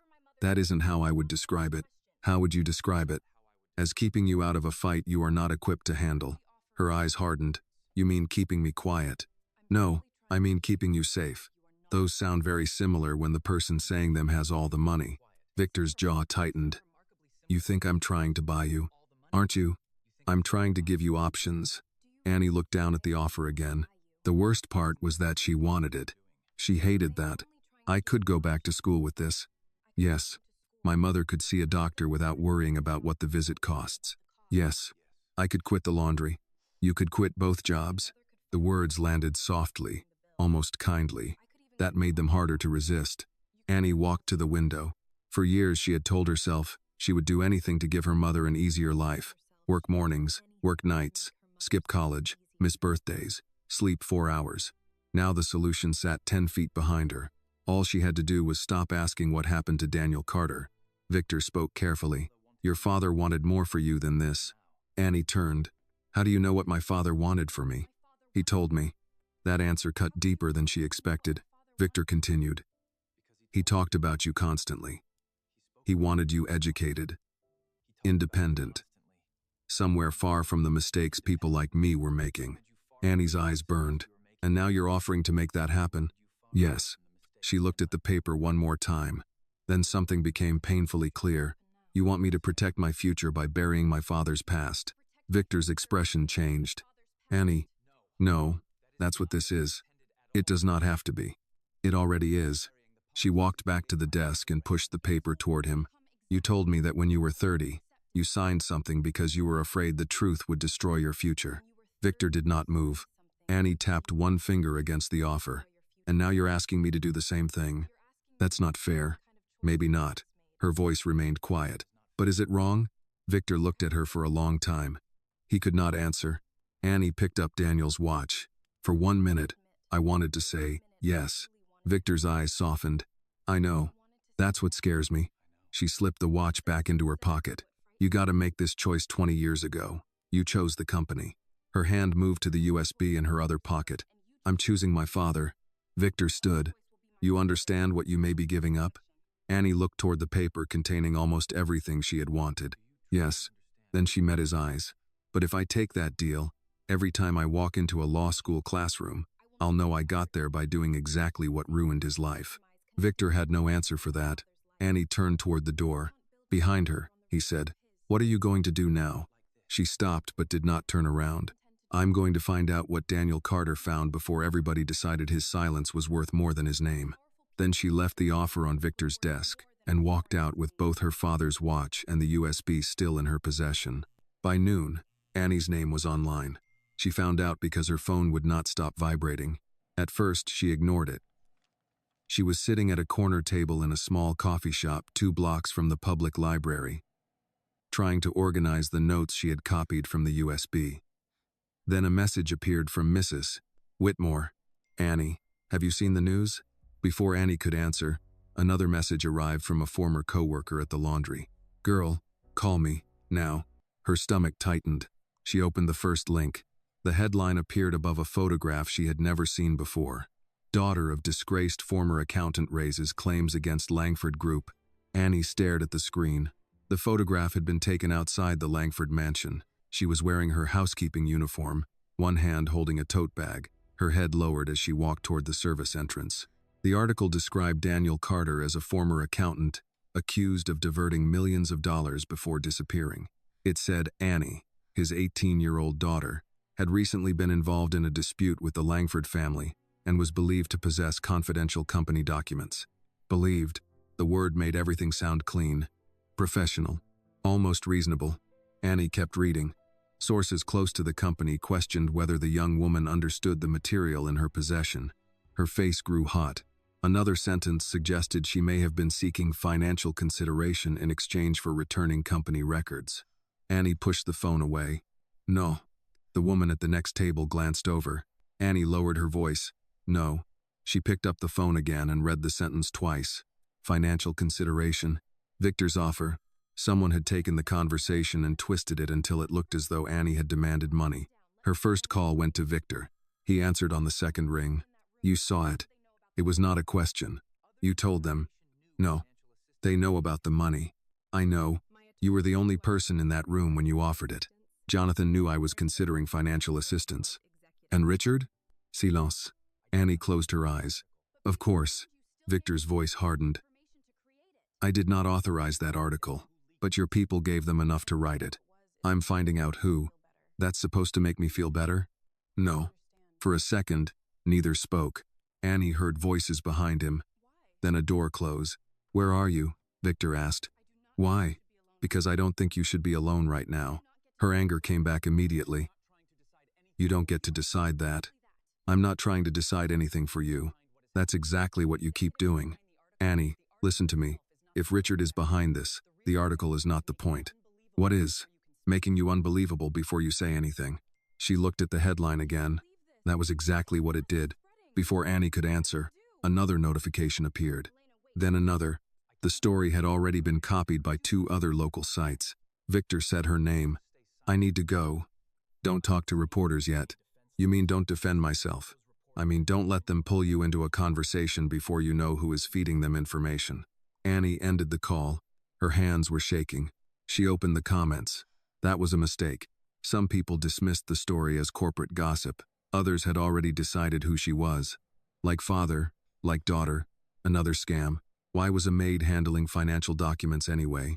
One person wrote that Victor Langford was being targeted because people like her always want a payout. Another comment was less subtle. Annie closed the page. For years, she had assumed racism would always announce itself clearly enough to recognize a slur. A door slammed in someone's face, a person saying the ugly thing directly. This was different. Nobody writing the article needed to call her anything. They only needed to place certain facts beside each other. Black girl, housemaid, father accused of theft, confidential documents, money. The audience would finish the story themselves. Her phone rang again. This time it was Margaret. "Annie, what is this?" Her mother sounded frightened. "It's not true. They have your picture." "I know. They mentioned your father." "I know. Mrs. Peterson from downstairs just called me. She saw it on Facebook." Annie rubbed her forehead. "Mom, please don't read the comments." "I already did." The pain in Margaret's voice made Annie sit straighter. "Mom, why are they doing this to you?" "Because they want me to stop." "Then stop." The words came so quickly that Annie went quiet. Margaret's breathing was uneven. "I mean it, Annie. Give them whatever they want back. You don't need this. We don't need this. So they get to do it again? I don't care what they get to do. I care about you coming home." "That's what you said about Dad." The silence on the line changed. Annie regretted it immediately. "Mom, I didn't mean—" "Yes, you did." Margaret sounded tired now. "And maybe you're right." Annie looked down at the table. Margaret continued. "I spent half my life telling myself staying quiet was how I protected you. Maybe all I did was make their lie easier to live with." Annie swallowed. "I don't know what I'm supposed to do." "Neither do I." For once, her mother did not give her an answer. After the call, Annie sat in the coffee shop until the noise around her became unbearable. She packed her notes into her bag and walked toward the public library. Evelyn was already there. Annie had texted her only the word article. That had been enough. They found a table near the back, away from the circulation desk. Evelyn looked at Annie's face and slid a paper cup of coffee toward her. "You look like you're about to either cry or commit a felony." Despite everything, Annie gave a weak laugh. "I think they're trying to make me look like a thief before I can prove my father wasn't one." Evelyn nodded slowly. "That would be an old strategy." Annie opened the article on her phone and handed it over. Evelyn read without speaking. When she finished, she pushed the phone back. "They're careful." "What do you mean?" "They're not accusing you of extortion. They're suggesting questions. They're not calling you dishonest. They're quoting people who wonder whether you understand the documents." Evelyn removed her glasses. "They're giving the audience just enough pieces to build the accusation themselves." Annie looked toward the tall library windows. "It's working. On some people. Does that make a difference?" "Yes." "How?" "Because some people are not everybody." Annie shook her head. "You should see what they're saying. I lived through school integration, redlining, and bosses who called women girls until retirement. I don't need the internet to teach me how cruel strangers can be." Annie looked back at her. Evelyn's expression softened. "Listen to me. You do not have to prove yourself to every person with a phone. That is how people exhaust you." "Then what am I supposed to do?" "Decide who actually matters." "The bank? Maybe. Lawyers? Probably. The police? Eventually, if the evidence supports it." Annie frowned. "What about everyone calling my father a criminal again?" Evelyn leaned back. "You cannot correct 20 years of lies in one afternoon." "That's easy to say." "No, sweetheart, it isn't." Evelyn's voice became quieter. "I watched your mother lose friends because people were embarrassed to be seen defending her. I watched neighbors whisper about Daniel after knowing that man for years. People like simple stories because simple stories ask nothing from them." Annie looked down. Evelyn continued. "But there is a difference between silence and patience." "What's the difference?" "Silence means they choose your story. Patience means you wait until you can prove yours." The words stayed with Annie. Her phone vibrated again. This time the message came from an unknown number. "You should have taken the money." Annie stared at it. Evelyn saw her expression. "What?" Annie turned the phone around. The older woman read the message once. Then her face hardened. "Now we're past gossip." A second message appeared.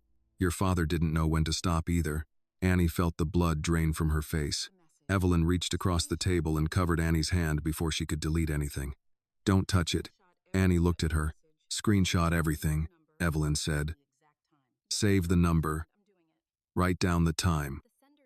Annie's voice came out thin. "They know about him." "They already did."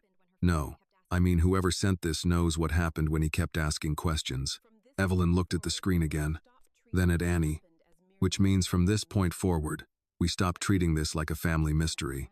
Annie's fingers closed around the phone. What do we treat it like? Evelyn's answer came quietly. Evidence. That evening, Annie turned off social media but kept every message. For the first time, she understood Richard did not need to take the USB from her hand. He only needed to make sure that by the time Annie finally spoke, no one would believe a word she said. The next morning, Victor called Annie before she had finished breakfast. "I need you at the house," he said.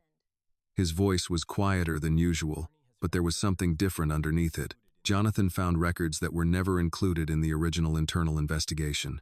Annie looked across the kitchen at Margaret, who was pretending not to listen. "What kind of records?" "The kind your father was trying to follow." Annie stood. "I'll be there." Margaret put down her coffee. "You're going back?" "I have to. You said you would be careful." "I am being careful." Margaret gave her a tired look. That sentence sounds exactly like something a person says right before doing something dangerous. Annie took Daniel's old watch from the table and slipped it into her coat pocket. "I'll call you when I leave." "Annie." She stopped. Margaret came around the table and adjusted the collar of her daughter's coat the way she used to before school. "Don't let being angry make you think you have to prove you're fearless." Annie looked at her. "I'm not fearless." "Good. Fear keeps you looking at the door." By the time Annie reached the Langford mansion, Jonathan had turned the library table into an archive room. Old ledgers, copied contracts, property records, and bank statements covered nearly every inch of wood. Victor stood beside him in shirt sleeves, while Richard was nowhere in sight. Jonathan pushed one folder toward Annie. "Before you read any of this, understand that we still don't know whether every document is authentic or complete." Annie pulled out a chair. "You lawyers really know how to make finding the truth sound discouraging." Jonathan almost smiled. "That may be the most accurate description of my profession I've heard all week." Victor remained serious. "We opened files connected to the subsidiaries Daniel was reviewing. He wasn't just tracing missing money." Annie looked at him. "Then what was he tracing?" Jonathan opened a spreadsheet. Property acquisitions. The first column contained addresses. Annie recognized several neighborhoods immediately. Bronzeville, Washington Park, Englewood. "What am I looking at?" Victor answered. "Properties purchased through companies that did not publicly appear connected to Langford." Annie scanned the figures. "Why hide the connection?" Jonathan pointed to another column. "Because some of those companies were buying distressed buildings before redevelopment plans became public." Annie frowned. "Meaning they knew the land was going to become more valuable." "Yes. And the owners didn't." Jonathan hesitated. "In many cases, probably not." Victor placed another document beside the spreadsheet. Some residents were told their buildings required repairs that would cost more than the properties were worth. Others received buyout offers through third parties. Annie read the addresses again. These were black neighborhoods. Neither man answered immediately. "That isn't a coincidence, is it?" Victor looked down at the papers. "No." Annie sat back. She had grown up hearing adults talk about buildings being sold, rents doubling, families moving farther south or out of the city entirely. There was always a new developer, a new promise, a new banner showing what the neighborhood would look like once the people already living there could no longer afford it. "My father knew about this?" "Not all of it," Jonathan said, "but it looks like he discovered payments to intermediaries involved in some of these purchases. There are consulting companies here with almost no employees and repeated transfers that don't make legitimate business sense." Annie looked at Victor. "So the money wasn't just being stolen. It was being used." "For what?" Victor's face hardened. "That's what we're still trying to prove." Annie pointed to one company name. "Hale Strategic Advisory." Jonathan glanced at Victor. Annie caught it. "That's Richard. It was associated with one of his former business partners," Jonathan said carefully. "That sounds like a lawyer's way of saying yes." Victor pulled a folder toward himself. Richard supervised finance for several of those developments. He approved outside consultants and had access to every account Daniel was questioning. Annie felt a cold certainty settle over her, and Daniel found the pattern. Yes, so Richard didn't just need him quiet. He needed people to stop believing him. Victor met her eyes. "That is becoming increasingly likely." Annie stood. "Increasingly likely? He threatened my job. Somebody leaked a story making me look like I was asking for money. Then I got a message about my father not knowing when to stop. How much more likely does it need to become?" Jonathan spoke gently. "Enough that an investigator can prove it, without depending on what we suspect. That's the part I hate." "What part?" The people who already have power get to do damage in one afternoon, but everyone else has to spend years proving they did it. Jonathan had no answer. Victor did. That is how men like Richard survive. Annie looked at him. Men like Richard? Victor accepted the challenge in her voice. And men like me, when we choose silence. Before Annie could respond, the library door opened. Richard walked in. Nobody had called him. He looked at the documents spread across the table, then at Victor. So this is what we're doing now. Victor straightened. You shouldn't be here. It's my company too. Not this morning. Richard's eyes moved toward Annie. Could I speak with her? Victor stepped forward. No. Annie surprised both men. Yes. Victor looked at her. Annie, I want to hear what he has to say. Richard smiled faintly. At least one person in this room understands conversation. They moved into the adjoining sitting room, but Annie left the connecting door open. Richard noticed. You don't trust me. No. At least you're becoming honest. He stood near the fireplace, hands in his pockets. You think that USB changes everything. I think you wouldn't be talking to me if it changed nothing. Richard's smile disappeared. You know what your problem is? You've mistaken attention for power. Annie said nothing. Richard continued. Your father made the same mistake. She felt her pulse quicken. What mistake? He believed finding something and proving something were the same thing. Annie took one step closer. What did he find? Richard shook his head. You're still asking the wrong question. What's the right one?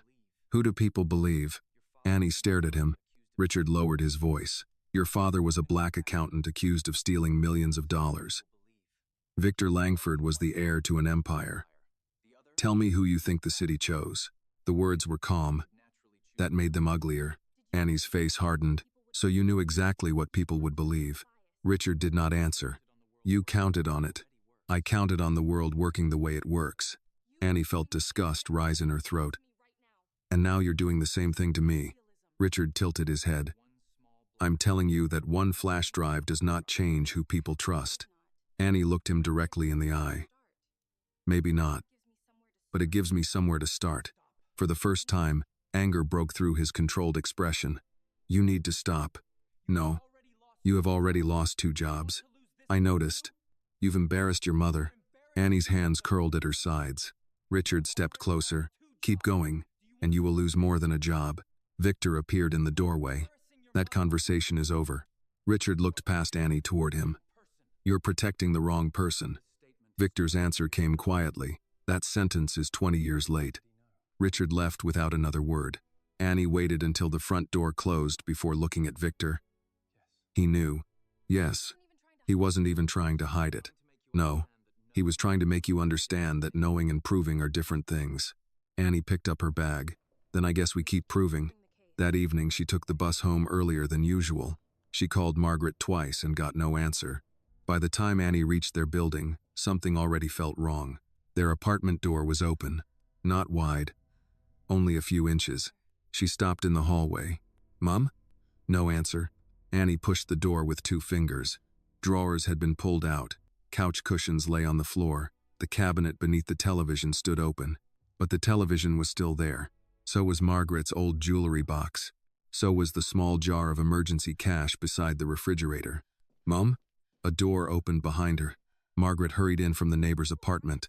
Annie turned and grabbed her. You're okay? I went downstairs for 10 minutes. Mrs. Peterson called me when she heard something up here. Annie looked around again. Nothing valuable was missing. Then she saw the kitchen table.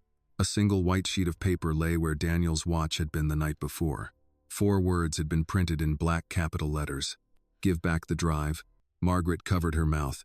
Annie stood completely still, staring at the message. For the first time, she understood her mother's silence without resenting it. The fear that had followed Daniel Carter 20 years earlier had finally found their door again. The police arrived 40 minutes later, but there was little for them to collect. Whoever had entered the apartment had worn gloves, taken nothing valuable, and left no obvious damage beyond the lock and the note on the table. One officer photographed the rooms while another asked Margaret the same questions twice. Are you sure nothing is missing? Margaret folded her arms across her chest. They left the television, jewelry, cash, and my daughter's laptop. What do you think they came for?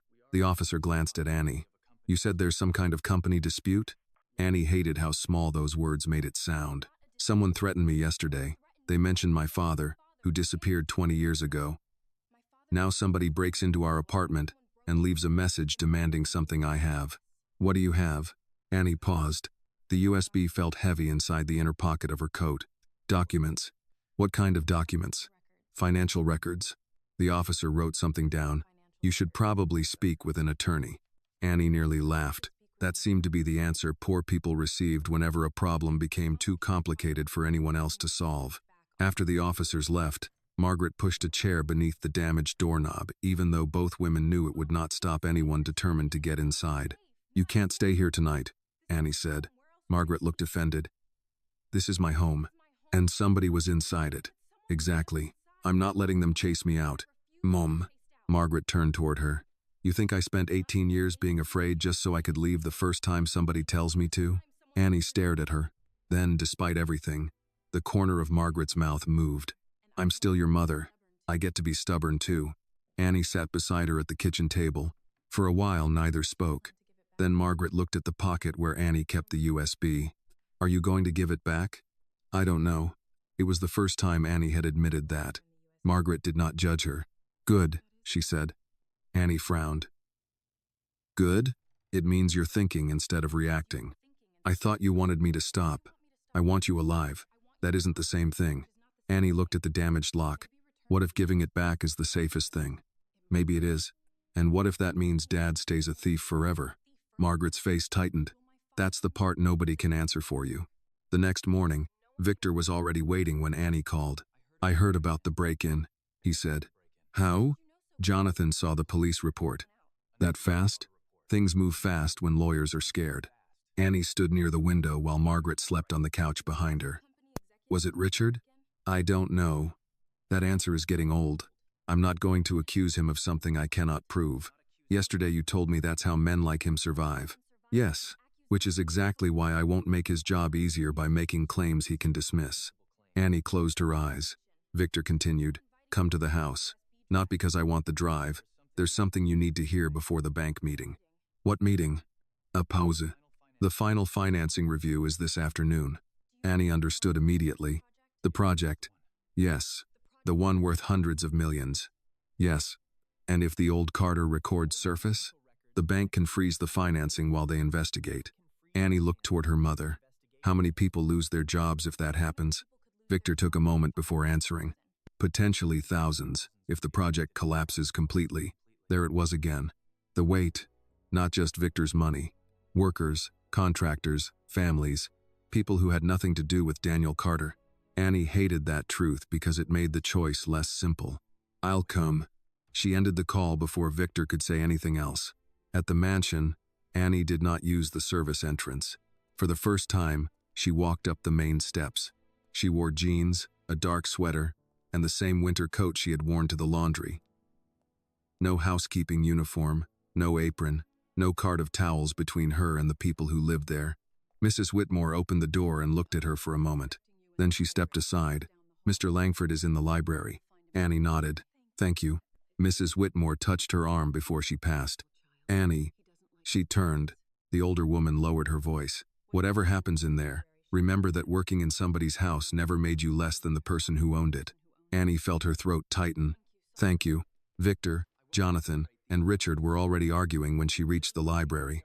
Richard stood near the desk with a folder open in his hand. If you disclose those records today, the bank will suspend the facility immediately. We will lose the acquisition window, the contractors will walk, and the board will remove you before sunset. Victor stood near the fireplace. Then the board removes me. Richard stared at him. You don't mean that. I do. You're willing to destroy everything your family spent 3 generations building because an 18-year-old girl found a flash drive? Annie stopped in the doorway. Victor saw her first. His expression changed only slightly, but Richard followed his gaze and turned. For a second, irritation flashed across his face. Then he smiled. Perfect. She can hear this too. Annie stepped inside. I already heard enough from you yesterday. Richard closed the folder. Then perhaps you understand what happens if those records go to the bank. I understand the project gets frozen. Frozen? Richard laughed without humor. That is the polite version. Financing stops. Construction slows. Contractors start laying people off. Suppliers don't get paid. Investors sue. People who have never heard the name Daniel Carter lose their livelihoods. Annie looked at Victor. Is he exaggerating? No. The honesty unsettled her. Richard seized on it. There. At least someone is still willing to acknowledge reality. Jonathan stood from his chair. Reality also includes the possibility that the bank is financing a project through a company whose historical records contain fraud. Richard turned on him. Your counsel. Your job is to protect the company. My job is not to help bury evidence. After 20 years you suddenly found a conscience? Jonathan's face hardened. Maybe after 20 years I got tired of calling silence a legal strategy. The room went still. Victor looked at him. Jonathan continued more quietly. There is a point where protecting a client becomes protecting a lie. Richard gave a bitter laugh. Beautiful. You should put that on your retirement card. Victor stepped between them. Enough. Richard pointed toward the folders on the table. You release those documents and you destroy everything your family built. Victor looked at the old Langford letterhead, then toward Annie. Maybe some of it should have been destroyed 20 years ago. Richard's face changed. Not anger this time. Fear. He closed the folder and walked toward the door. Before leaving, he looked at Annie. You think this ends with your father's name restored? It doesn't. Once this opens, everyone pays. Annie held his gaze. Maybe the people who already paid deserve to know why. Richard left without answering. Jonathan followed a few minutes later to prepare for the bank call, leaving Annie and Victor alone. Victor noticed the old watch in her hand. You brought that. My mother gave it to me. He looked at the stopped hands. Eleva Saventain. You remember? I remember Daniel checking that watch every time a meeting ran long. He hated being late home. Annie looked at him sharply. Victor seemed to regret saying it. She placed the watch on the desk. Then she removed the USB from her pocket and set it beside it. Victor stared at both objects. I thought you said you weren't giving it back. I haven't decided what I'm doing. He nodded slowly. Annie pulled out the chair and sat. This afternoon you have a choice. Victor remained standing. So do you. She looked at the USB between them. Maybe. Victor's voice was quieter now. No, Annie. Whatever happens next, that drive stopped being only evidence the moment you chose not to sell it. She looked up at him. What is it now? Victor sat across from her. A second chance. Annie glanced at Daniel's frozen watch, then back at the man who had spent 20 years living with the decision that stopped it. For the first time, she understood that the bank meeting was not really about financing. Victor Langford was about to face the same choice he had made at 30 years old. Only this time, Daniel Carter's daughter would be sitting across from him when he made it. Annie kept her eyes on the USB between them. For a moment, neither she nor Victor moved. The old watch lay beside it, the hands still frozen at 11:17, a reminder that some choices did not end when the meeting was over. Victor broke the silence first. The bank call starts in 40 minutes. Annie nodded. Then you don't have much time. No. He leaned back in his chair, but the usual control in his posture was gone. You understand what happens if I turn over the old records today? The project may be frozen. It almost certainly will be. The bank will suspend funding until they know how deep the problem goes. Contractors will stop work. The board will accuse me of exposing the company unnecessarily. Investors will start looking for someone to blame. And if you don't turn them over? Victor looked at the USB. Then the project closes on schedule. Annie waited. He added, and your father remains what the old records say he was. The answer made her chest tighten, even though she already knew it. Victor rubbed one hand across his face. I spent half the night thinking there had to be another way. Was there? A quieter one. We could turn the files over to outside counsel, investigate privately, correct Daniel's record later if the evidence supports it. Later? Yes. Annie gave him a tired look. You've had 20 years of later. Victor did not defend himself. She picked up the USB. His eyes followed it. You can take it. Victor frowned. What? Annie placed the drive in the center of the desk and pushed it toward him. You heard me. Take it. For the first time since she had known him, Victor looked genuinely uncertain. Annie continued. Destroy it if you want. Put it in that fireplace. Call Richard back in and tell him the problem is gone. Save the project, save the banks, save your board, and let my father stay a thief. Victor stared at her. Why are you doing this? Because I don't want to spend the rest of my life wondering whether you only did the right thing because I forced you. That's what you think this is? I think 20 years ago you had a choice. You chose your company. Annie's voice remained steady, though she could feel her heartbeat in her throat. I want to know who you are now. Victor looked down at the USB. Annie did not look away. The silence stretched long enough for the ticking clock to become noticeable again. Victor picked up the drive. Her stomach tightened despite herself. For one terrible second, Annie imagined him walking to the fireplace and dropping it into the flames. Instead, he turned toward the laptop on the desk. What are you doing? Victor inserted the USB. The computer recognized it almost immediately. He opened the main directory, then connected an encrypted external drive from his desk drawer. Annie stood. What are you copying? Everything. She moved closer. Why? Because if that drive disappears, nobody should be able to pretend the records disappeared with it. Annie watched the progress bar move across the screen. When the copy finished, Victor removed the USB and held it out to her. Keep it. She stared at his hand. You spent 3 days trying to get this back. I know, and now you're giving it to me. Yes. Why? Victor looked at the black drive resting in his palm. Because it was never mine to bury. The sentence caught Annie off guard. She slowly took the USB. Victor closed the laptop. I'm sending a duplicate of every file to Jonathan and outside counsel. Another copy goes to the bank once the call begins. Annie's eyes narrowed. You already decided? No. You just copied everything. That's preparation.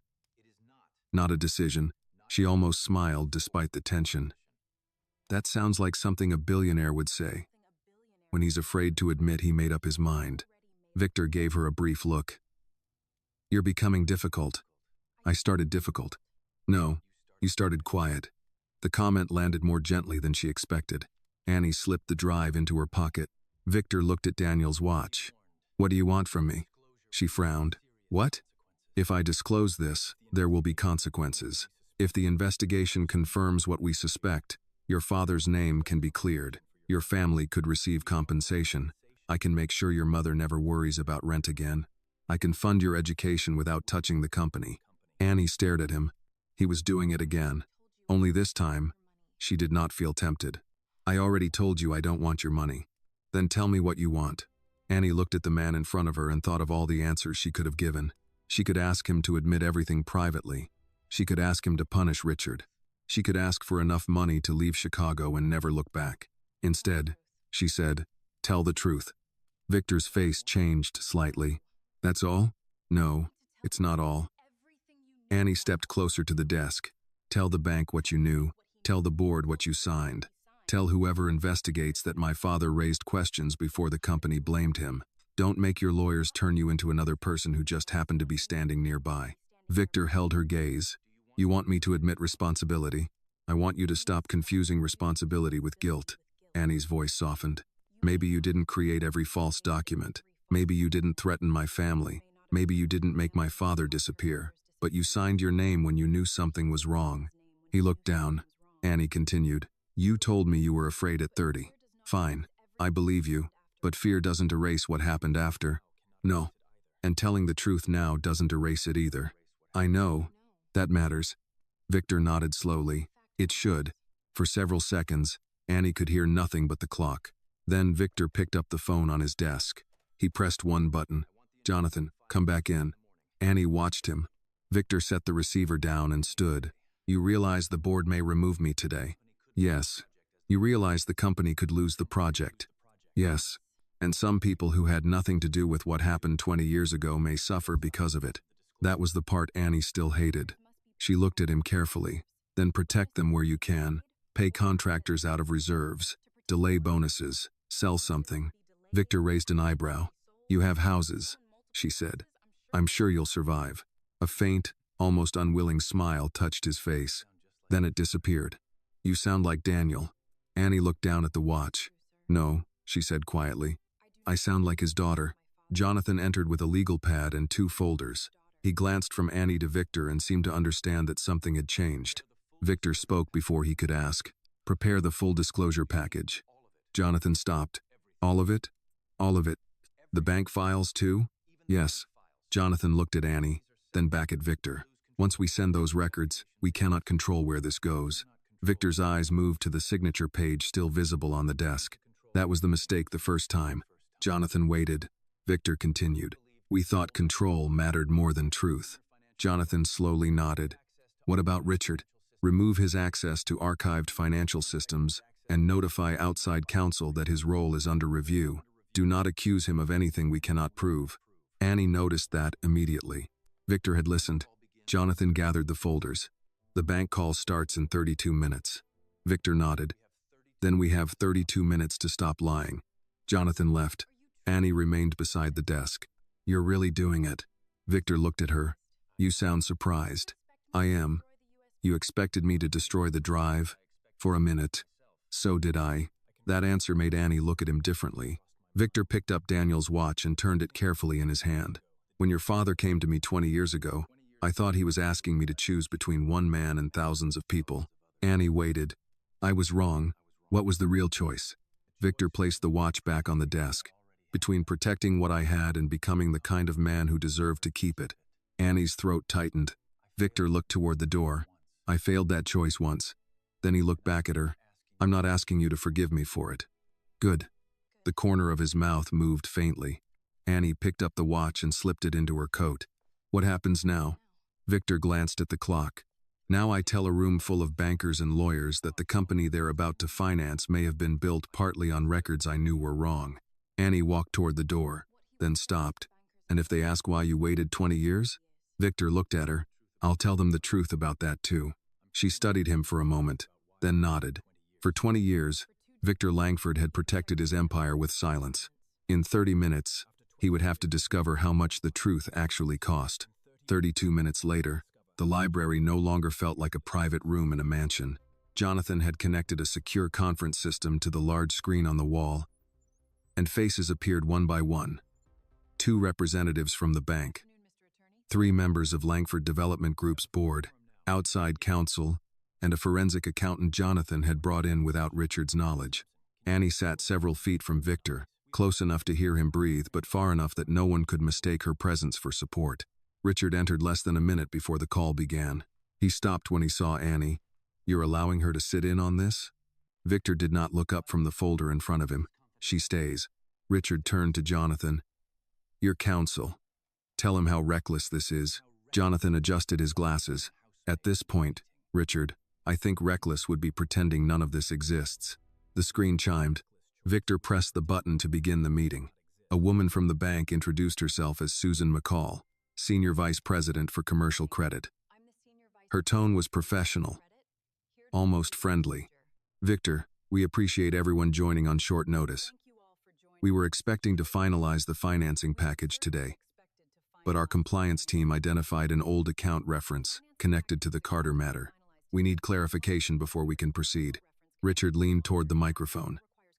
Susan, I believe this can be resolved without delaying the current transaction. The Carter matter was investigated more than 2 decades ago and closed. Victor looked at him. No, he said. It wasn't. Richard's face went still. Susan paused. I'm sorry. Victor opened the folder in front of him.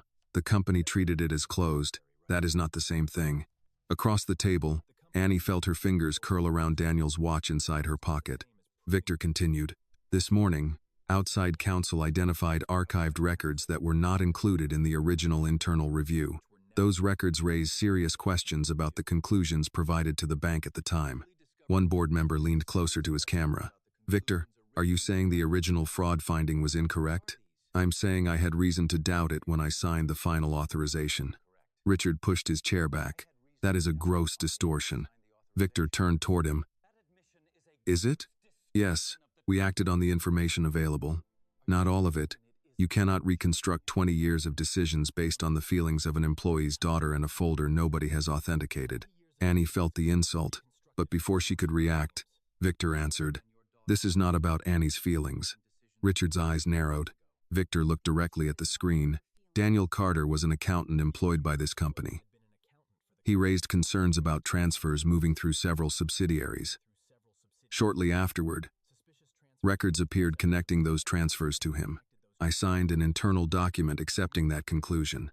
even though I knew there were unresolved inconsistencies. The room went silent. Susan McCall was the first to speak. Did you disclose those inconsistencies to the bank at the time? Victor's answer came without hesitation. No. Richard stood. Victor, stop. Victor did not look at him. Susan's expression changed from concern to something more formal. Then we have a material disclosure issue. Yes, one of the board members interrupted. This call needs to end until we have separate counsel. Jonathan shook his head. Outside counsel is already present. Richard turned on him. You arranged this? Jonathan looked back calmly. I arranged for the company to have counsel that was not involved in the original matter. Richard understood exactly what that meant. You're setting me up. No, Victor said. We're opening the records. Richard stared at him. Do you have any idea what you're doing? The acquisition expires Friday. If the bank suspends financing, we lose the project. Victor's voice remained steady. Then we lose it. You're talking about hundreds of millions of dollars. I know. Contractors, suppliers, employees. You're willing to put all of them at risk because you suddenly want to confess to being uncomfortable with a signature from 20 years ago? Annie watched Victor carefully. This was the argument that had defeated him once. She could see that he knew it. Victor leaned closer to the microphone. Susan, Jonathan will provide the complete archive we recovered this morning, including the files from the USB and the historical authorization records. Nothing will be withheld. The bank executive nodded slowly. Then I need to be clear about our position. Effective immediately, we are suspending final approval of the financing package until an independent review is complete. Richard closed his eyes. Another board member swore under his breath. Victor simply said, Understood. Richard turned toward Annie. This is what you wanted? She met his stare. No. Don't, Lee.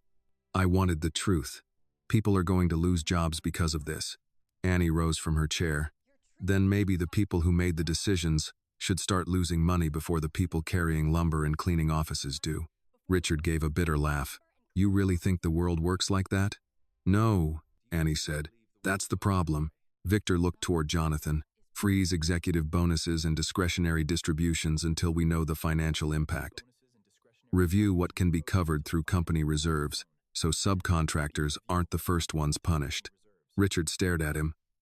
You've lost your mind. Victor finally turned to him. No. I think I found the part of it I buried 20 years ago. Jonathan's phone vibrated. He checked the message and looked up. The forensic team found another set of transfers. Richard's expression changed. Victor noticed. What transfers? Jonathan turned his laptop so Victor could see.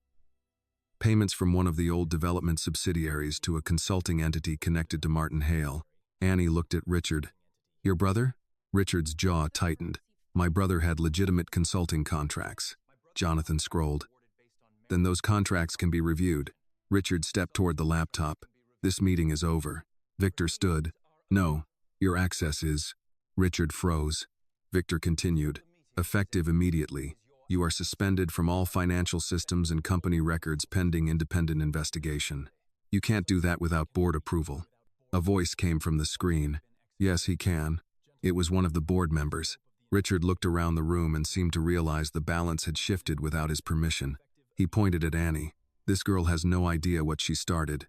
Annie felt the old fear return, but it no longer made her lower her eyes. She didn't start it, Victor said. We did. Richard left without another word. The investigation lasted months. The financing remained frozen. The acquisition collapsed. Langford Development Group lost the largest project it had pursued in years, and Victor faced shareholders who demanded to know why he had waited 2 decades to disclose what he knew. More records surfaced. Payments to shell companies, inflated consulting fees, property acquisitions structured through intermediaries, documents Daniel Carter had questioned before his disappearance. Then came the report Annie had waited for.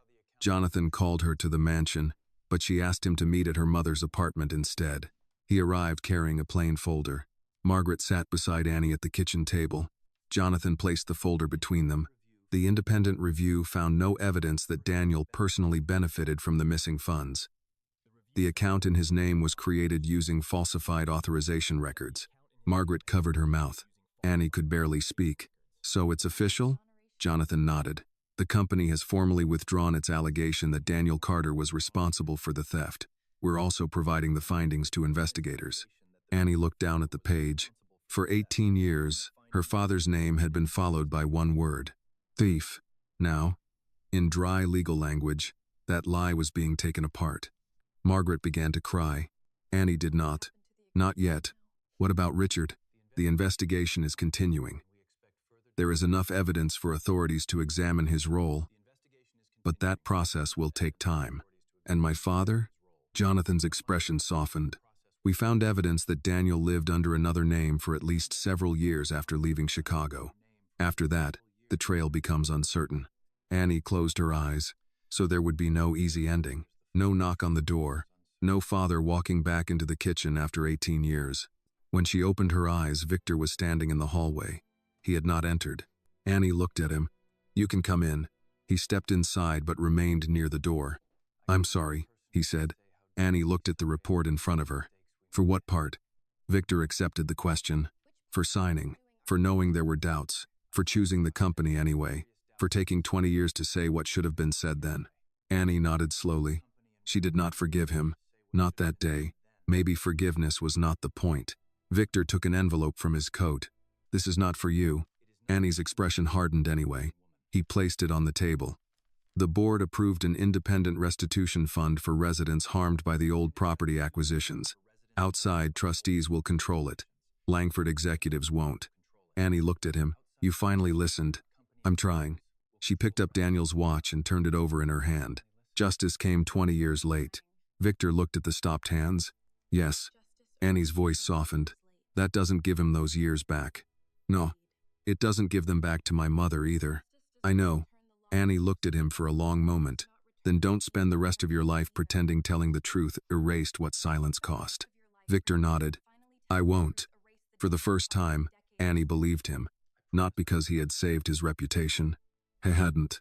Not because the company had escaped consequences. It hadn't.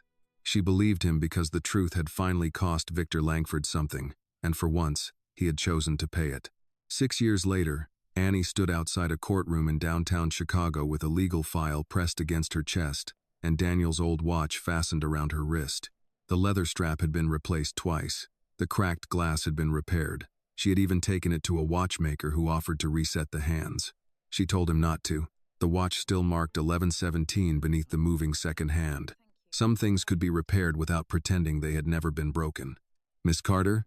Annie turned. A middle-aged woman stood a few feet away holding the hand of her grandson. She had spent 34 years in the same two-flat on the south side before a development company bought the building and sent her an eviction notice. The company claimed major renovations made the removal necessary. Annie's office believed the explanation hid a different purpose. "They said we have 60 days, the woman said.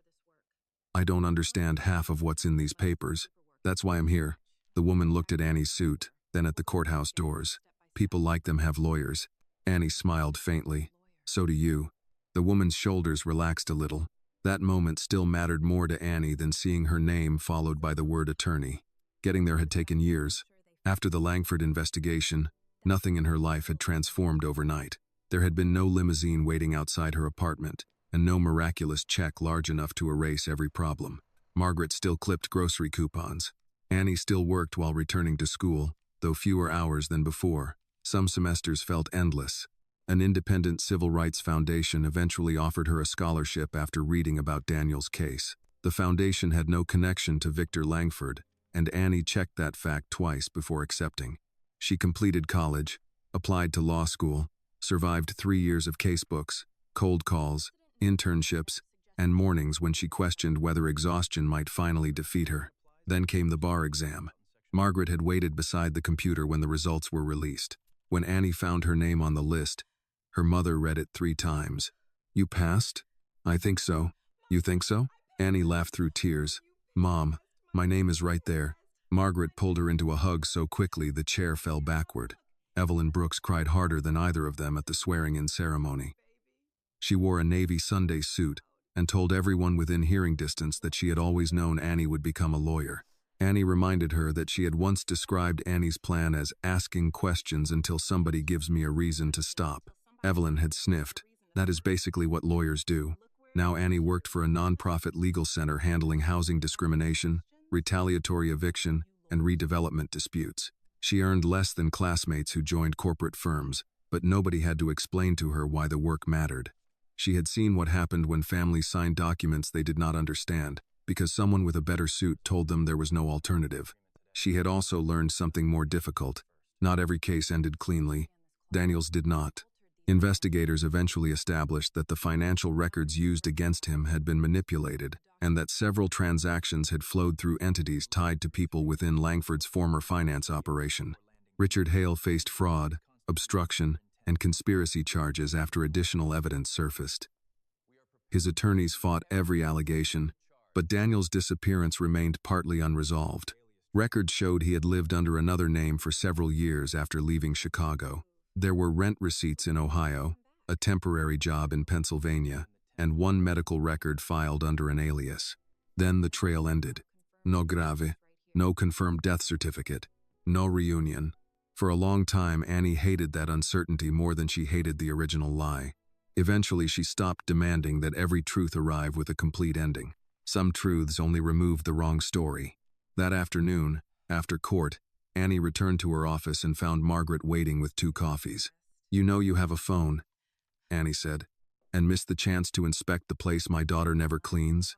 Annie looked around at the stacks of files. "It's an office. It's a fire code violation with diplomas." Annie laughed and took the coffee. Margaret had changed too. The fear had not disappeared, but it no longer controlled every decision she made. She volunteered twice a week at a neighborhood tenants group and had developed the irritating habit of calling Annie whenever anyone in the building received a suspicious notice. "You created this," Annie once told her. Margaret had answered, "I raised a lawyer. I'm using my resources." There was a knock at the open office door. A young black woman stood outside. She could not have been older than 18 or 19. She wore the uniform of a downtown hotel and held a folded document in both hands. "Miss Carter?" "Yes, come in." The girl hesitated before sitting. "My supervisor told me to sign this." Annie took the document but did not read it yet. "What did he tell you it says?" "That I made a mistake with a guest account." "Did you?" "No." "Then why does he want you to sign it?" The girl looked down. "He said if I don't, I might lose my job." Annie recognized the posture immediately. Shoulders drawn inward, voice carefully controlled, eyes lowered before anyone could accuse them of looking defiant. "What's your name?" "Kyla." "Okay, Kayla. Start from the beginning." The girl twisted her fingers together. "I don't want trouble." Something in Annie became very still. For an instant, the office disappeared. She saw the Langford library again. The polished desk. Richard's contempt. Victor's outstretched hand. A black USB shaking between her fingers. At 18, Annie had believed silence made a person safe. Daniel had learned otherwise. Margaret had learned otherwise. Victor Langford had spent 20 years learning it. Annie placed the document gently on the desk. "Being afraid doesn't mean you have to stay silent." Kayla looked up. "What if nobody believes me?" Annie leaned forward. "Then we make sure they have something harder to ignore than your fear." For the first time, the girl's hands stopped shaking. Annie opened a fresh legal pad. "Tell me everything." Outside her office window, Chicago moved through another late afternoon. Buses stopped at crowded corners. Office workers hurried toward trains. Construction cranes stood above neighborhoods where every new building carried both promise and memory. Victor Langford's name was still part of that city, though no longer in the way it once had been. He had resigned from day-to-day control of the company after the investigation. Some people praised him for eventually coming forward. Others said he deserved no credit for confessing, only after being confronted. Annie never argued with either side. One right decision did not erase 20 years of silence. But 20 years of wrongdoing did not make the final right decision meaningless either. That was not forgiveness. It was accountability. Before leaving the office that evening, Annie paused beside the framed photograph on her desk. Daniel Carter was smiling in it, younger than she had ever known him, holding a little girl against his chest. For most of Annie's childhood, his name had been something she wanted to escape. Now she carried it into courtrooms. She touched the watch on her wrist and switched off the desk lamp. Years earlier, when she had looked Victor Langford in the eye and said, "Don't force me, I'll make you regret it," she thought she was threatening one powerful man. She had been wrong. What she challenged that morning was something older, The belief that poor people should be grateful, that young people should know their place, that black families without money or influence could be handed a story and expected to live inside it forever. The system had counted on Daniel Carter disappearing. It had counted on Margaret Carter staying afraid. And it had counted on Annie remaining the quiet maid who carried towels through rooms where powerful men assumed she was not listening. They had misjudged her, not because Annie stopped being afraid. She never did. She simply learned that courage was not the absence of fear. Sometimes it was a trembling hand refusing to let go of the truth. The story reminds us that silence may protect us for a moment, but it can also allow injustice to survive for years. Annie's courage does not come from being fearless. It comes from choosing to speak even while she is afraid. Victor's journey shows that real accountability begins when a person stops using power, money, or excuses to hide from the harm they helped create. In the end, truth cannot return the years that were stolen from Daniel and his family, but it can restore dignity, expose wrongdoing, and give the next generation a chance to live differently. This video is a work of fiction created with the assistance of artificial intelligence. All characters, events, and situations are not real and do not represent any actual people or true stories. The content is intended for storytelling and emotional illustration only.